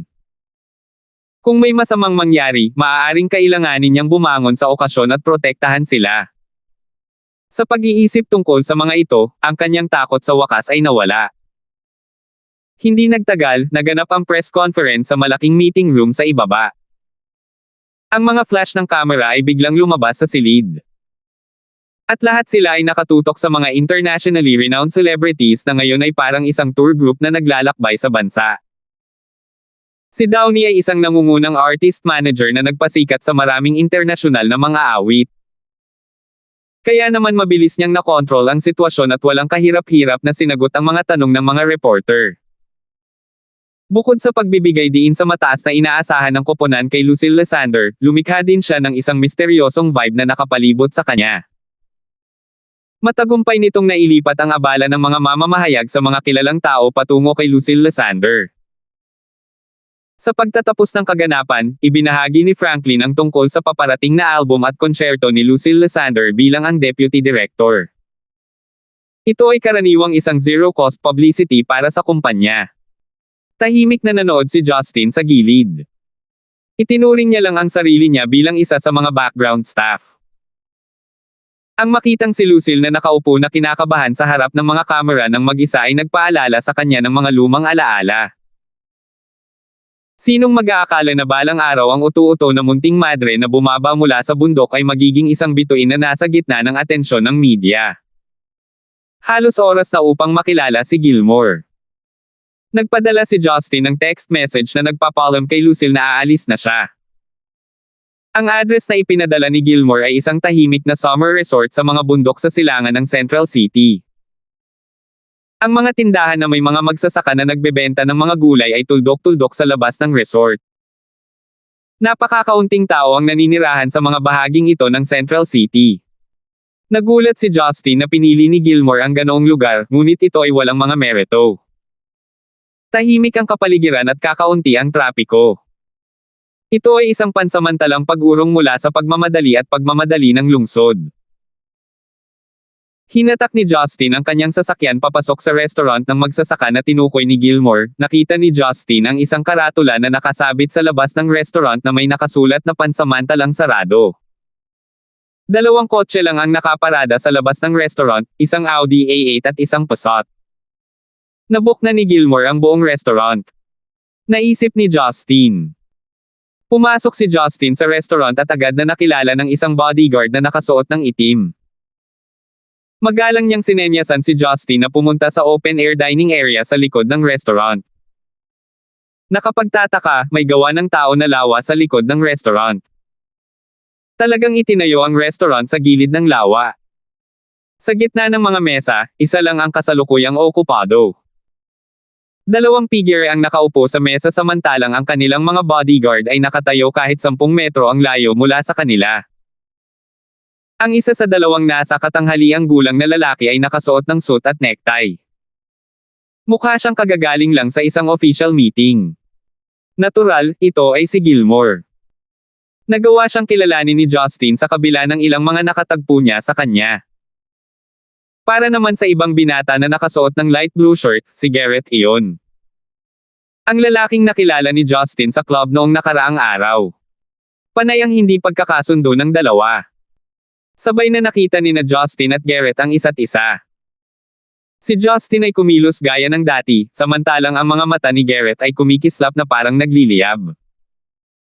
Dad, ang misteryosong bisita na gusto mong makilala ko ngayon ay siya. Agad na inikot ni Gareth ang kanyang ulo sa paligid upang harapin ang kanyang ama. Sa una ay sobrang excited siya bago ito. Mula nang maganap ang insidente tungkol kay Marian at sa kanya na pinagsabihan ni Gilmore, bihira nang mag-cruise ang landas ni Gareth at ng kanyang ama. Lumipat pa siya ng bahay. Gayunpaman, ngayon ay iba. Ito ang unang pagkakataon na sinira ng kanyang ama ang yelo sa pagitan nila at inaya siyang kumain ng tanghalian sa restaurant ng magsasaka na ito. Isa ito sa mga paboritong restaurant ng kanyang ama. Higit pa rito, nais siyang ipakilala ng kanyang ama sa isang misteryosong panauhin. Naisip ni Garrett na gusto ni Gilmore na magkaroon ng maayos na pagpupulong sa isa sa mga superior ni Garrett upang bigyan siya ng push-up sa career ladder. Kung tutuusin, kung ganoon nga ang kaso, nangangahulugan ito na hindi pa siya susuko ni Gilmore, at balak pa rin ni Gilmore na ayusin siya bilang kahalili niya. Hindi niya alam na ang misteryosong panauhin ay si Justin talaga. Pinanangkitin ni Gilmore ang kanyang anak. Pagkatapos ay tumayo siya at ngumiti ng matamis kay Justin. Justin, bilasan mo at maupo ka. Matagal na tayong huling nagkita. Mabilis na nasilip ni Justin si Garrett at itinuring siyang parang hindi nakikita. Ngumiti siya at sinabing, naniniwala ako na hindi tayo naging ganoon ka-close. Hindi na kailangang kausapin ako sa mga formalidad na ginagamit mo sa pakikitungo sa mga opisyal. Malumanay siyang umupo sa tapat ng Gilmore. Hindi pinapahalagahan ang respetong ibinibigay sa iyo, sarkastikong komento ni Garrett. Hindi man lang lumingon sa kanya si Justin. Mabagal lang siyang sumagot, kahit walang ganoong paggalang, kailangan pa ring lumuhad sa harapan ko. Anong sabi mo? Tinamaan si Garrett sa kanyang sakit at sumigaw siya bilang depensa. Gedong! Umupo ka! Sinisiraan ni Gilmore, nagngangalit sa galit. Dad! Pinagalitan niya ako. Hindi mo ba alam kung anong ginawa niya sa anak mo? Malakas na sumigaw si Garrett, tinatapik ang kanyang dibdib. Nagdilim ang mukha ni Gilmore at sinabi niya, tumahimik ka. Mas mabuting bawasan ang isang kalaban kaysa gumawa pa ng isa. Ang dahilan kung bakit ko kayo tinipon dito ay para ayusin ang nagaganap na alitan na mayroon kayo. Hindi pa ba sapat ang pagkawala ng iyong mukha? Umupo ka. Paano maaayos ang isang bagay na ganoon kadali? Hingal na hingal si Garrett. Umiling siya at pinilit ang isang masakit na ngiti habang sinabing, niyaya mo ba akong lumabas ngayon para pahintulutan akong ipahiya ulit ang sarili ko? Paano ka kumampi sa isang tagalabas para pag-alitan ang sarili mong anak? Ikaw nga ang mabait kong ama. Gawin mong malinaw kung ano ang intensyon yung dalawa para sa isa't isa. Pareho kayong matalinong matatanda. Bilang lalaki, ano sa tingin mo ang ginagawa ninyong pagtatawanan sa sandaling magkita kayo? Mataimtim na sinabi ni Gilmore. Kung gusto mong mabawi ang nawala mong mukha, huwag kang magpadalos-dalos na ipahiya ang iyong sarili ngayon. Maupo ka. Tinatawag mo akong kahihiyan. Ang mukha ni Garrett ay naging maputlang puti. Kinuyam niya ang kanyang kamao at sinabing, sige, dahil nakakahiya ang tingin mo sa akin, aalis na ako. Masiyawan ka sa iyong pagkain kasama siya at maglaan ng oras sa pakikipag-usap sa isa't isa. Hinawakan ni Garrett ang kanyang jacket at lumabas ng maayos, hindi man lang lumingon sa likod. 2 beses siyang sinigawan ni Gilmore ngunit wala itong silbi. Napasubsob siya sa kanyang upuan na nabigo, ang kanyang mukha ay pumutok sa asul at puti. Halatang kumukulo ang galit niya. Dahan daw ang itinaas ni Justin ang teapot at nagbuhos ng isang tasa ng green tea. Humigop, ngumiti siya ng mahina at sinabing, akala ko noong una, ang isang kakilakilabot na lalaki na tulad ko ay karapat-dapat sa gulo na dinala ko sa sarili ko at sa pamilya ko. Pero Premier Nigel, hindi ko alam na para sa isang taong hindi nakikigulo, mas malaki ang gulo ng pamilya mo kaysa sa akin. Sok-sok. 668. Kumilos si Gilmore na parang wala siyang narinig na kahit isang salita na lumalabas sa bibig ni Justin. Kinuha niya ang teapot mula kay Justin at nagbuhos ng tsaa. Uminom siya ng isang malaking lagok ng tsaa bago bumalik sa neutral na estado ang kanyang emosyon. Pareho silang tahimik bago nagsalita si Gilmore na may bahagyang mapait na ngiti, nakakahiya ang eksenang iyon. Hindi ko inaasahan na ang awayan sa pagitan ninyo ni Garrett ay tumaas hanggang sa antas kung saan ang pagsama sa iisang kwarto ay naging sanhi ng pag-aaway ninyong dalawa. Parang nagkamali ako. Naniniwala ako na mali ang pagkakaintindi mo. Sumando si Justin sa retan chair at humikab ng tamad. Ang iyong anak ang nagtataglay ng puot laban sa akin. Hindi siya karapat-dapat sa aking puot. Hindi nagalit si Gilmore sa mga salita ni Justin.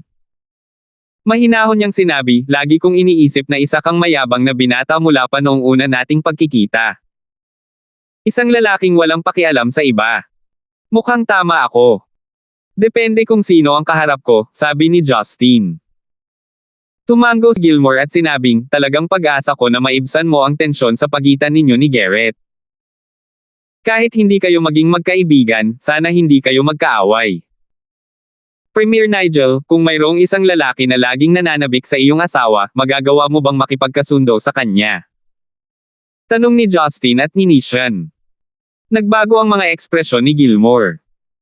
Ang mga salita ni Justin ay tila nag-udyok ng ilang bagay na nagpapabigat sa kanyang isipan.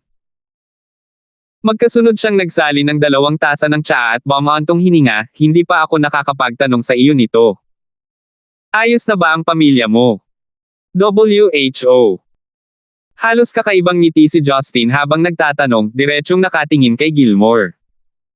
Iniiwasan ni Gilmore ang tingin ni Justin.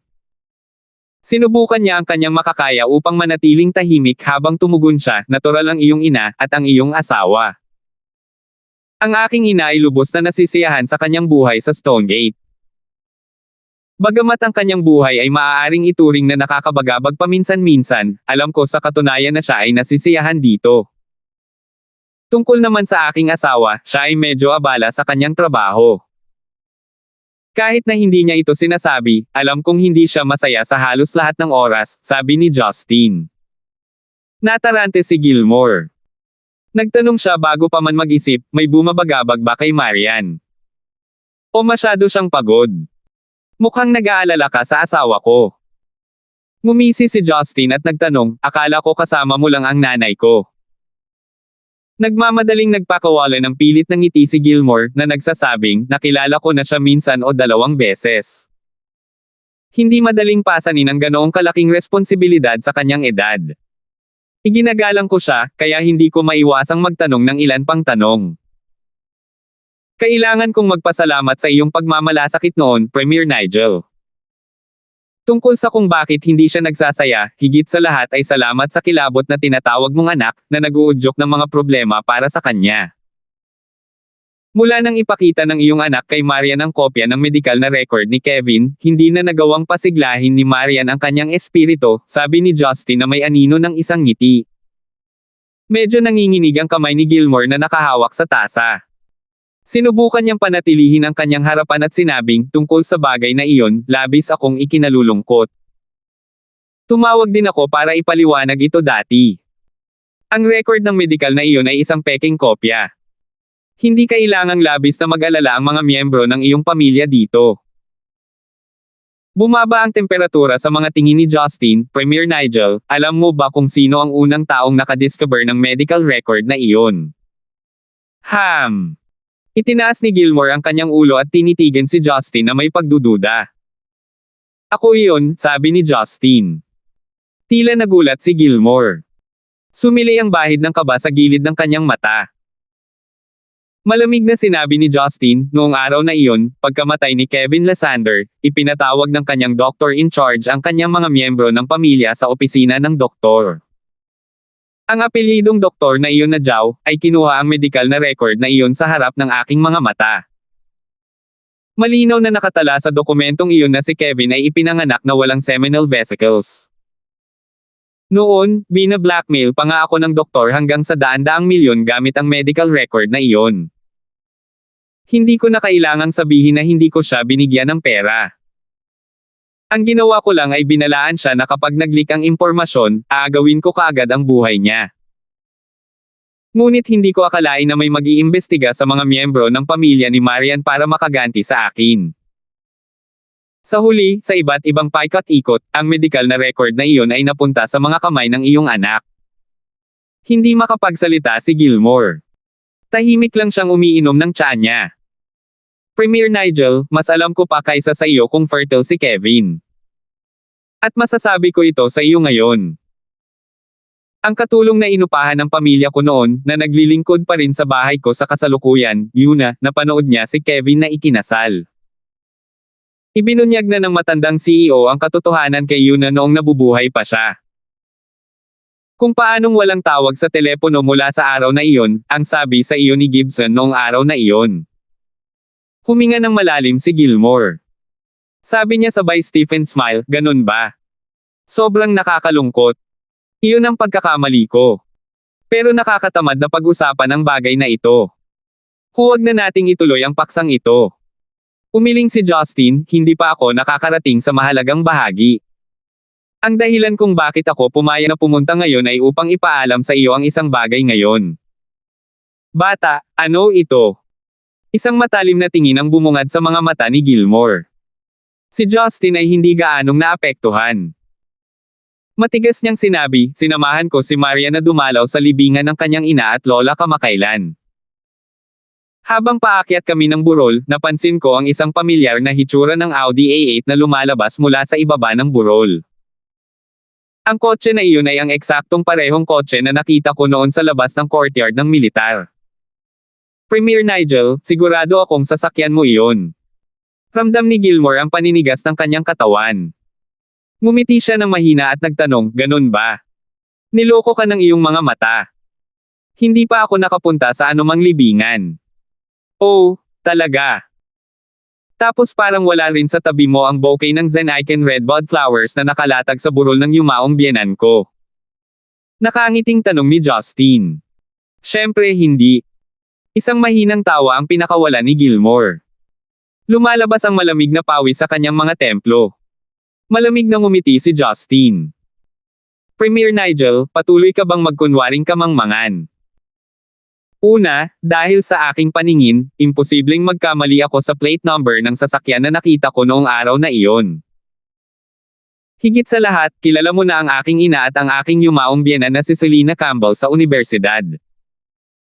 Ano pa ang masasabi mo para tanggihan ang iyong mga pahayag? Ano ba talaga ang sinusubukan mong makuha? Mataimtim na tanong ni Gilmore. Ang gusto kong sabihin ay kahit anong pilit mong itago ito, hinding-hindi nito mababago ang katotohanan na ikaw ang kapanganakan ni Marian. Sabay-sabay, parang na-vacuum ang lahat ng hangin sa atmosfera. Nakatitig si Gilmore habang nakadilat ang mga mata. Sila ay pininturahan ng pula. Ang kanyang katawan ay nanginginig, at ang kanyang harapan ng autoridad bilang premier ay nahuhulog. Mukhang kaka-announce lang ni Justin ng death sentence ng isang tao. Ang kanyang mga mata ay malamig na nakatitig sa nasa katanghaliang gulang na lalaki sa kanyang harapan na walang kaunting pagbabago sa emosyon. Ha ha ha ha. Biglang tumawa si Gilmore. Itinuro niya si Justin at sinabing, Justin o Justin, maaari mong isipin ang anumang gusto mo ngunit hindi mo basta-basta sasabihin ang anumang naisin mo. Huwag na nating pag-isipan pa ito. Kikilos ako na parang wala kang sinabi tungkol dito. Bakit hindi ko dapat banggitin ito? Napangiti si Justin, sa tingin mo ba ay hindi malalaman ng mga tao ang tungkol dito kung hindi ko ito babanggitin? Tama na. Sumabog si Gilmore. Ang kanyang mga mata ay puno ng galit. Ayoko nang ipagpatuloy ang paksang ito. Kung tumanggi kang magsalita tungkol sa anuman maliban dito, scram right now. Darating ako at aalis ayon sa gusto ko. Ngunit kailangan kong tapusin ang aking mga salita. Hindi natinag ni Justin ang 1 pulgada at malamig na sumagot, sasabihin ko ito sa iyo, kung ano ang ginagawa sa gabi ay lilito sa araw. Alam na alam ng matandang CEO ang iyong pakikiapid sa biyenan ko noon. Itinago lang niya ito sa kanyang sarili at hindi kailanman ibinunyag. Higit pa rito, pinatunayan din ng aking ina na nasaksihan kang palihim na bumibisita kay Stonegate noon habang nandoon pa siya. Sa lahat ng ebidensyang inilatag sa harap ko, hindi may kakaila ang katotohanan. Wala akong nikatiting na ideya sa kalokohang pinagsasabi mo. Sabi ni Gilmore na wild sa galit. Walang silbi ang pagtanggi.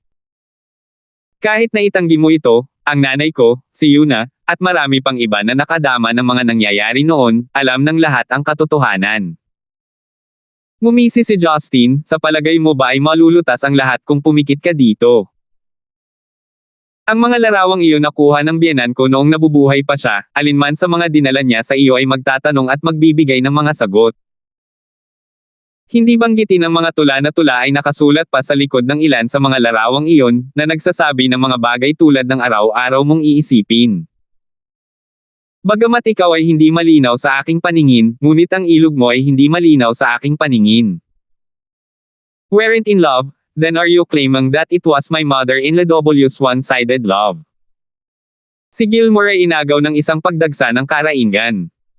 Napatulala siya kaya nabigo siya sa mga salita. Premier Nigel, hayaan mo akong maging tapat. Ay nalalaya ni Justin ang kanyang sarili gamit ang kanyang dalawang kamay sa ibabaw ng mesa habang sinasabi niya ng malakas, kung hindi dahil sa katotohanan na nalaman ko na ikaw ang ama ni Marian, at na si Gareth ay kapatid sa ama ni Marian sa parehong ama, pinatay ko na sana si Gareth. Ang kasalanan lamang ng pananakot niya kay Marian gamit ang medikal na record ay sapat na para gusto kong mapunit ang kanyang buto. Bakit sa tingin mo ay nabubuhay pa ang anak mo hanggang ngayon? Akala mo ba may pakialam ako sa angkan mong Nigel? Nagmalasakit ka sa iyo. Lumaban ka.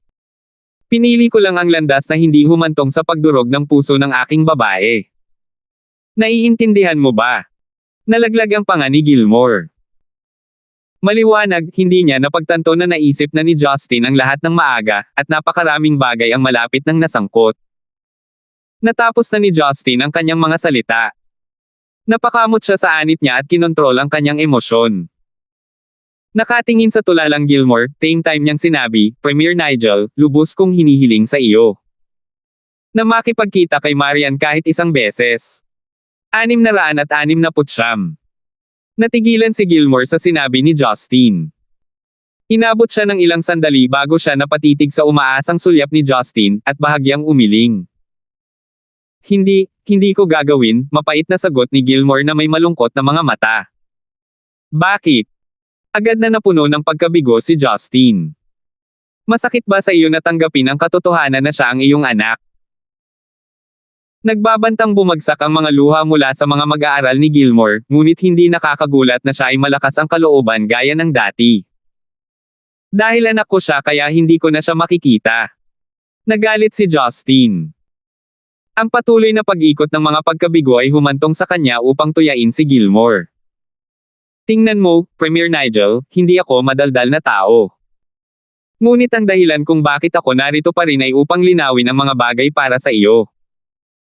Naiintindihan ko na baka nalaman mo na si Marian ay ang iyong anak maraming taon na ang nakakaraan, kaya tatapusin mo ang mga hadlang sa kanyang landas hanggat maaari. Gagawin mo rin ang hinihiling sa iyo ng kanyang lola. Malinaw na hindi kayang abutin ni Zachary ang lahat ng iyon sa kanyang sarili. Kung siya ang laging nasa isip mo, at ngayong alam na niyang tatay kanya sa dugo, bakit pipilitin mo pa ring hindi makipagkita sa kanya? Alam mo ba kung anong sakit ang pinagdadaanan niya ngayon? Walang patid na umiling si Gilmore. So what if I went to meet her? Walang magbabago kahit ginawa ko. Kalokohan. Hindi na ito napigilan ni Justin. Anong loika iyon? Ano ang magagawa niya sa iyo kahit napuntahan mo siya? Ang gusto lang niya ay ang pagkilala mo. Ang gusto lang niya ay suporta ng sarili niyang ama, iyon na. Hindi ko siya iniwan. Pero hindi ko siya makikilala. Nagre-ranted si Gilmore. Ang mga tao ay may mga emosyon na maaaring kontrolado o hindi. Kaya ko, ngunit maaari mo bang garantiya na kaya niya? Pagkatapos ng unang pagkikita, sino ang magsasabing walang pangalawa o pangatlo? Kung may makakaalam tungkol sa aming relasyon, masisira ang aming mga karera at masisira ang aking pamilya. Yung mga taong sumuporta sa akin noon, ano kaya ang tingin nila sa akin noon? Ang batang ipinanganak sa labas ng kasal ay hindi ko kayang harapin ngayon. Ano na lang ang iisipin sa akin ng asawa ko? Ano na lang ang iisipin sa akin ni Gareth? Masisira ang pamilya ko. Kapag nangyari iyon, mawawala ang reputasyon na ginugol ko sa buong buhay ko para itayo. Justin, dapat mong maunawaan na hindi ako katulad mo. Hindi ko kayang mabuhay sa araw-araw. Ako ang punong-puno ng isang bansa. Ang premier ng Zeneca. Ang bawat hakbang na gagawin ko ay makakaapekto sa kabuhayan ng bilyon-bilyon. Paano ko ipagsapalaran iyon para sa ilang personal na pagkilala? Naging emosyonal si Gilmore habang nagsasalita, nanginginig ang kanyang katawan habang pinipigilan ang kanyang mga luha. Gayunpaman, naging matigas ang ulo ni Justin, habang ninisyon niya, napakaganda. Hindi nakakagulat na ang premier ng isang bansa ay kayang makipaglokohan sa anumang bagay. Bata ka pa, hindi ko inaasahan na maiintindihan mo ang mga bagay na ito, malamig na sagot ni Gilmore. Marahan na sinaway ni Justin, ang alam ko lang ay walang dahilan sa mundo na magpapahintulot sa isang magulang na talikuran ang kanilang sariling laman at dugo. Hindi ko. Pinabayaan siya.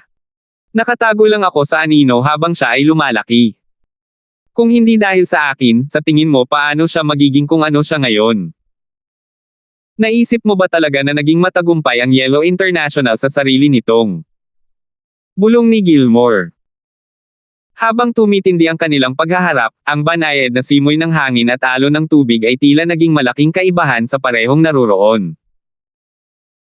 Saglit na tumahimik si Justin bago niya itinaas ang kanyang ulo, habang walang emosyong sumagot, ang kanyang boses ay naging medyo husky dahil sa pinipigilang emosyon. Premier Nigel, alam ko na alam mo na hindi ko nakilala ang aking mga magulang para sa mas mabuting bahagi ng aking buhay, hindi ba? Tumango si Gilmore na walang katiyakan kung saan ito haantong. Noong mga araw na iyon ay hindi ako nagkaroon ng anumang pag-asa na makilala ko ang mga taong nagdala sa akin sa mundong ito. Kaya naman, nang biglang muling lumitaw ang aking ina at ang lalaking iyon sa aking buhay, hindi lang ako nagulat, ngunit nabigla sa mga inaasahan. Gusto kong kamuhian sila habang buhay dahil sa pag-iwan sa akin sa impyernong iyon. Hindi ko kailanman ipinagmamalaki ang mga kakayahan na taglay ko ngayon, dahil kung ang sino man ay mabubuhay sa lahat ng aking naranasan at mabuhay upang sabihin ang kwento, naniniwala ako na ito ay walang iba kundi isang kalunos-lunos na kabayaran. Ako lang ang nabiyayaan ng perfect timing para mabuhay sa lahat ng iyon. Ako ang nag-iisang survivor sa ibabaw ng tumpok ng mga bangkay. Kaya, hinding-hindi ko sila bibigyan ng kasiyahan ng pagkilala.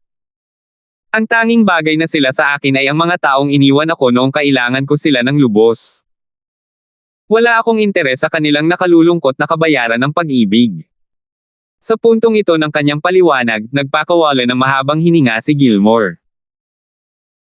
Saglit na huminto si Justin, bago siya nagpatuloy, hanggang isang araw, ang matanda ay pumunta sa aking bahay at sinabi sa akin na ang aking ina ay nakakulong. Lahat ay dahil gusto niyang puntahan ako. Gusto niyang makipagkitang muli sa akin, at pinanatili siya ng lalaking iyon bilang bilanggo. Sa puntong iyon naisip ko, paano kung nakulong siya? Iniwan niya ako for the better part of my life. Nag-aani lang siya ng mga binhing inihasik niya. Si Marian, gayunpaman, ang humikayat sa akin na iligtas ang aking ina. Sinabi niya sa akin na ang mga mag-asawa ay maaaring maghiwalay o magdiborsyo, ang mga kaibigan ay maaaring paghiwalayin, ang mga kasamahan ay maaaring palitan sa kalooban. Ngunit ang isang bagay na mananatiling tapat sa isang tao mula sa araw na sila ay ipinanganak, ay magkakaroon lamang sila ng isang set ng mga magulang. Ipinikit ni Gilmore ang kanyang mga mata habang tumutulo ang mga luha sa gilid nito, sa isang banda ay kinuyam niya ang kanyang tasa sa sobrang higpit at madaling ipagpalagay na ang kanyang intensyon ay basagin ito. Kung may sasabihin man sa akin yan, hindi ko na lang iyon sasabihin. Pero kung ang tanggang babaeng iyon ang magsasabi sa akin ng balita, tiyak na hindi ako pumikit. Pagbibiro ni Justin sa sarili, hindi mo malalaman kung gaano siya katanga. Simula pagkabata, tinanggap na niya ang isang impotent na lalaki bilang kanyang ama, at hindi niya napagtanto na peke pala ang kanyang pinakamamahal na lola. Wala siyang pagod na inilalaan niya ang kanyang sarili sa kanyang trabaho, halos gabi-gabi nag-o-overtime. Sa loob ng kumpanya, siya ay may reputasyon ng pagiging malamig sa bato, pinalalayo ang halos lahat. Hindi tulad ng mga kababaihan sa kanyang edad na gugugol ang kanilang oras sa pagpunta sa mga nightclub na may makapal na pampaganda para maghanap ng mga kapareha, ginugugol niya ang kalakasan ng kanyang buhay sa pagtatrabaho ng walang katapusan. Gayunpaman, ang kumpanyang itinayo niya mula sa kanyang dugo, pawis, at luha ay kinailangang labanan ng isang lalaking hindi man lang niya kapanganak ang ama. Si Kevin ay naiinis sa kanyang mga ari-arian na sa tingin niya ay nararapat sa kanya. At ang tanging magagawa niya ay bayaran sa pamamagitan ng pagpopondo sa kanyang marangyang pamumuhay ng mga kotse at babae, lahat para lamang mapanatili ang isang kumpanyang umunlad sa kanyang mga kamay. Ngunit ang masamang lalaking iyon ay hindi kailanman kontento, kinidnap siya at halos kitilin ang kanyang buhay. Ibinaba ni Gilmore ang kanyang ulo sa kahihiyan, habang nakadikit ang kanyang kamay sa kanyang noo, tila hindi napigilan ang kanyang sarili na magpatuloy sa pakikinig. Samantala, si Justin ay walang balak na huminto, habang siya ay tahimik na nagpatuloy, kahit na sa ganoong sitwasyon, binanggit ng dalagang ito ang kahalagahan ng pamilya sa akin. Kahit na pagkatapos ng lahat ng dinanas niya sa pamamagitan ng mga kamay ng kanyang mga magulang, tiniyak niyang hindi ako uupo habang ang aking ina ay nahihirapan. Binanggit niya na hindi dapat pabayaan ang pagiging anak ng anak. Pagkatapos ng lahat ng sinabi niya, paanong hindi ako madudurog? Paano ako hindi sumasang-ayon? Nakalaunan ay humantong sa aking mga aksyon sa nakamamatay na araw na iyon nang iligtas ko ang aking ina. Sa hitsura nito, tila nagawa ko ang tamang desisyon. Please stop with this, pakiusap ni Gilmore sa malungkot na boses. Bakit? Nagigilty ka ngayon? Bahagyang napangiti si Justin. Dahil ba napagtanto mo na ang aking ina ay kukuha ng bala para sa akin? O ang aking ina ay kusang loob na tumira sa akin sa kabila ng kanyang reputasyon na tinamaan? Justin, paulit-ulit kong sinabi sa iyo. Hindi ako katulad ng iyong ina. Hindi ako katulad ng iba, matatag na wika ni Gilmore. Ipinagpatuloy ni Justin, pareho kayong mga magulang sa sarili ninyong mga karapatan. Pero bakit kaya ng nanay ko pero hindi kayo?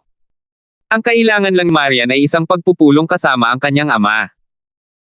Maaaring malamig ang kanyang personalidad at hindi maipahayag, ngunit sa kaibuturan niya ay pinapahalagahan niya ang kanyang mga mahal sa buhay higit sa anupaman. Hindi mahalaga sa kanya na ikaw ang premier, o ang pinuno ng angkan ng Nigel. Wala siyang pakialam sa lahat ng iyon. Ang iyong anak na babae. Premier Nigel, ang alam mo lang, noong araw na tumawag ka para sabihin sa kanya na peke ang mga medikal na ulat, iyon din ang araw na nalaman namin na ikaw ang kanyang dugong ama. Ano? Napatulala si Gilmore. Ganito lang. Masakit na tumawa si Justin. Napagtanto mo na ngayon di ba? Gaano kalupit ang mga ginawa mo sa kanya? Matapos ang lahat ng mga taon na ito ay nalaman niya sa wakas na ikaw ang ama ng kanyang kapanganakan, ngunit tiniyak mong tiyak na sa tingin niya ay peke ang mga record ng medikal. Sa napakaikling yugto ng panahon, 2 beses mo siyang iniwan ng walang awa. Anong uri ng ama ang gumagawa ng gayong kakilakilabot na mga aksyon sa sarili niyang anak? 670. Tama na. Hindi na nakayanan ni Gilmore nang pigilan niya si Justin na magpatuloy. Maaari kang huminto ngayon. Nilinaw mo na ang iyong punto. Hindi na kailangang banggitin itong muli. Ngumisi si Justin, nasusuka ako sa presensya ko. Huwag kang mabahala, wala rin akong balak na makihalubilo sa iyo. Nang matapos niya ang kanyang sasabihin ay tumayo siya at tinungo ang pinto. Gayunpaman, pinigilan siya ni Gilmore sa kanyang paglalakad. Teka. Hindi ko pa tapos ang gusto kong sabihin. Sinubukan Justin ang kanyang makakaya na panatilihing kontrolado ang kanyang emosyon. Tingnan mo, kung may sasabihin ka pa, iluwa mo. Bawat segundong ginugugol ko dito ay nasasayang sa buhay ko. Ikaw. Hindi pa nakilala ni Gilmore ang sino man na may kasuklam-suklam na mababang pagtingin sa kanya. Pinipigilan niya ang kanyang galit at nagpatuloy, kung ganoon, iikli ko na lang. Sa pagkakaalam ko, mayroon kang isang medyo mabigat na relasyon kay Master Dawson, at isa ring matalik na relasyon sa kanyang apo na si Teresa. Hindi pa banggitin ang relasyon mo kay Duncan mula sa angkan ng Lee. Naniniwala akong pareho kayong malapit, tama ba ako? Humajejek si Justin. Bakit mo pa tatanungin kung hinanap mo na sila? Ang Nigel clan ay masasabing pinakamalaking angkan sa dominanteng 4. Hindi ako magtataka na alam mo ang lahat ng iyon tungkol sa akin. Sa aking natipon, tiyak na pinapaboren ka ni Master Gibson kaysa sa iyong kapatid na si Lester, sa kabila ng iyong mga kalokohan sa hippie. Naniniwala ako na ito ay dahil sa iyong mga nakaraang karanasan at tagumpay. Hindi pa banggitin ang iyong personal na kakayahan ay isa sa inaasahan ng angkan ng Gibson. Sabi nga, naiintindihan ko na ang buong kapangyarihan ng politikal at militar ng Gibson clan ay malaon o huli ay mahuhulog sa iyong mga kamay. Ano ang ipinahihiwatig mo? Ngumisi si Justin. Bahagyang ngumiti si Gilmore. Sa paghusga sa sitwasyon, ang aming angkan ng Nigel ay ang isa lamang na hindi ka nakakasama ng mabuti dahil kay Garrett. Ipinapangako ko na itatanggi ko ang aming mga individual na pagkakaiba at unahin ang higit na kabutihan. Tingnan mo, kung dumating ang araw na mamuno ka sa angkan ng Gibson, at kung magkakaroon ng isang nakikitang salungatan sa pagitan natin, magdudulot ito ng masamang reputasyon sa Zeneca. Naiintindihan ko na may mga bagay sa loob ng Gibson clan na maaaring sinadyang itago sa iyo, ngunit ikalulugod kong linawin ito ngayon. Sa madaling salita, ang lakas ng militar ay maaaring komportableng hawak sa loob ng angkan ng Gibson, lalo na ang hukbo na pinamumunuan ng iyong ama na si Parley sa loob ng distrito ng Jiangnan. Ngunit ang totoo, halos kalahati ng mga iyon ay tapat pa rin sa iyong lolo. Naniniwala akong naiintindihan mo na ang mga militante sa partikular ay kapansin-pansing tapat sa general na karismatikong nanguna sa kanila sa loob ng maraming taon. Ang karismatikong pamumuno sa kanila ng iyong dakilang presensyang militar sa loob ng maraming taon. Ang ating bansa ay hindi natitinag hanggang ngayon. Ito ang dahilan kung bakit ang presensya ng iyong lolo ay may higit na kapangyarihan kaysa sa nakikita sa ibabaw. Bakit mo sinasabi sa akin ito? Paano kung sa halip ay subukan mong pag-aralang mabuti ang iyong anak, sa ngalan ng pambansang kapayapaan? Saway ni Justin. Disiplinahin ko ang anak ko, sigurado ka dyan. Nagpatuloy si Gilmore na may seryosong tono, ang maaasahan ko lang, alang-alang kay Marian, ay tingnan mo ang aming relasyon bilang mga biyenan at iwasan ang posibilidad ng away. Kung hindi, naniniwala akong naiintindihan mo ang idioma, kapag ang tagak at ang kabibe ay nakikipaglaban, ang mangingisda ang may kalamangan. Wala ka sa posisyon ko ngayon, kaya pinapatawad ko ang iyong kamangmangan sa tila simpleng relasyon sa pagitan ng mga tang at ng mga Lee. Agad na humagalpak ng tawa si Justin, na para bang masusuffocate na siya mula rito. Si Gilmore ay natulala.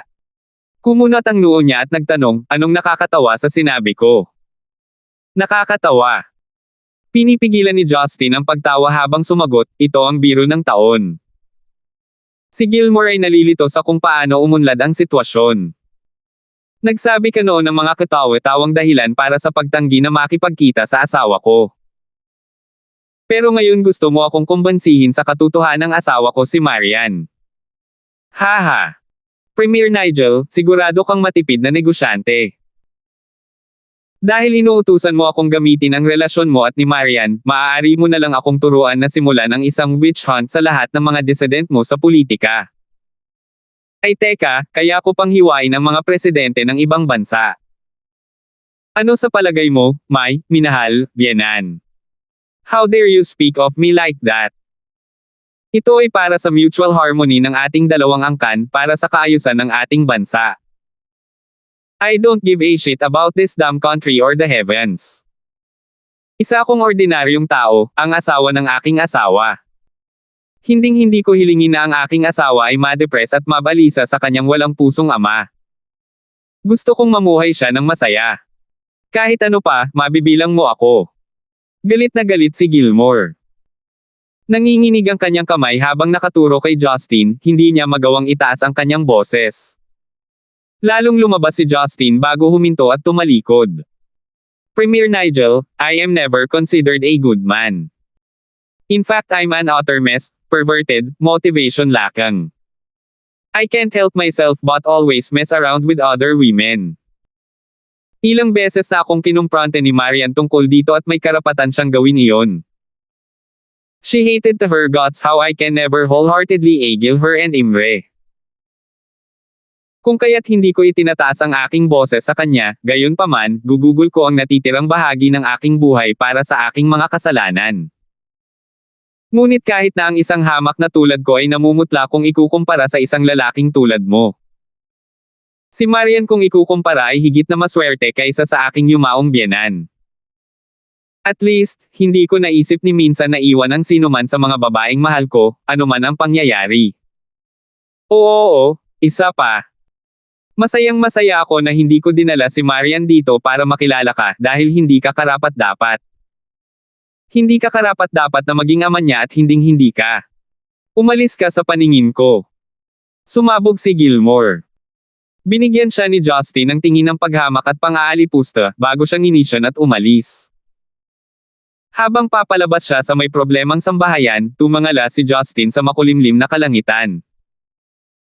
Sa ilalim ng mahinang sinag ng araw ay bumulo siya, "Babe Marian, kung hindi dahil sa iyo, kinatay ko na ang basura ng isang buhay." Huminga ng malalim si Justin sa medyo sariwang hangin bago niya pinigilan ang kanyang galit at umalis. Pagkatapos ng kaguluhan ay lumampas na ang tanghalian, ngunit ayaw palampasin ni Justin ang tanghalian, kaya idinial niya ang numero ni Teresa. "Ikaw na kasuklam-suklam na bastard, kasama ang batang pulis na nasa iyong tabi, bakit ka pa rin magdadial ng numero ko?" Ang tono ni Teresa ay kapansin-pansing pagalit. Isang mapait na ngiti ang ibinigay ni Justin. "Bueno, tinatawagan kita ngayon, hindi ba? Dapat ba tayong mag-lunch? Sunduin kita." Bumulong si Teresa, "Nag-abala ka bang tingnan ang oras? Kanina pa ako nag-lunch kasama si Didi. Papunta kami ngayon para bisitahin ang ilang kamag-anak. Wala akong oras para sa iyo.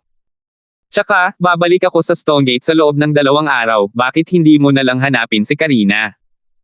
"Sige." Si Justin ay napuno ng pagkabigo. Naisip niya na ang isang mature na tulad ni Teresa ay magiging isang magandang kumpanya para sa kanya ngayon. Naramdaman ni Teresa ang pagkalungkot ni Justin sa telepono. Sumagot siya ng may simpatiya, "Next time. I promise. I'm really occupied at the moment." Bakit hindi tayo maghapunan ngayong gabi?" "Ayos lang, hindi na ako bata." Sinabi ni Justin sa mag-ina na magpahinga muna bago tapusin ang tawag. Pagkatapos ay nag-scroll siya sa kanyang listahan ng kontak, nauunawaan na walang gaanong tao na mahilig magtanghalian sa oras na ito. Ngunit gayunpaman, tinawagan niya si Karina, sa paniniwalang magiging mahusay na makasama siya. Nang makakonekta ang tawag, isang malakas na ingay ang maririnig. With her high-pitched voice, Karina taunted, "Bastard, bakit ka tumawag? Hindi mo ba alam na busy ako?" Nalungkot si Justin.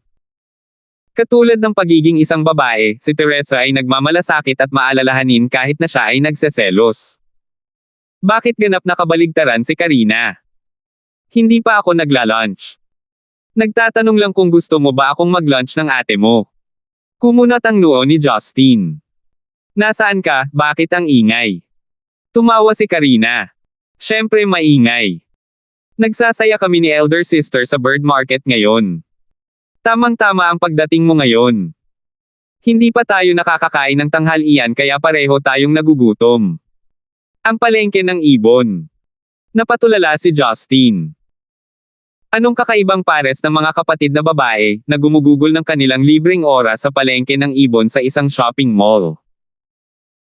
Ano man si Justin ay hindi naabala sa patutunguhan, basta't kailangan niyang umalis sa negosyo kasama ang Nigel clan sa isang tabi. Kaya doon siya nag-navigate sa GPS patungo sa pinakamalaking merkado ng ibon sa Central City. Nang huminto ang kanyang sasakyan, nakangiti sina Karen at Karina sa may entrance.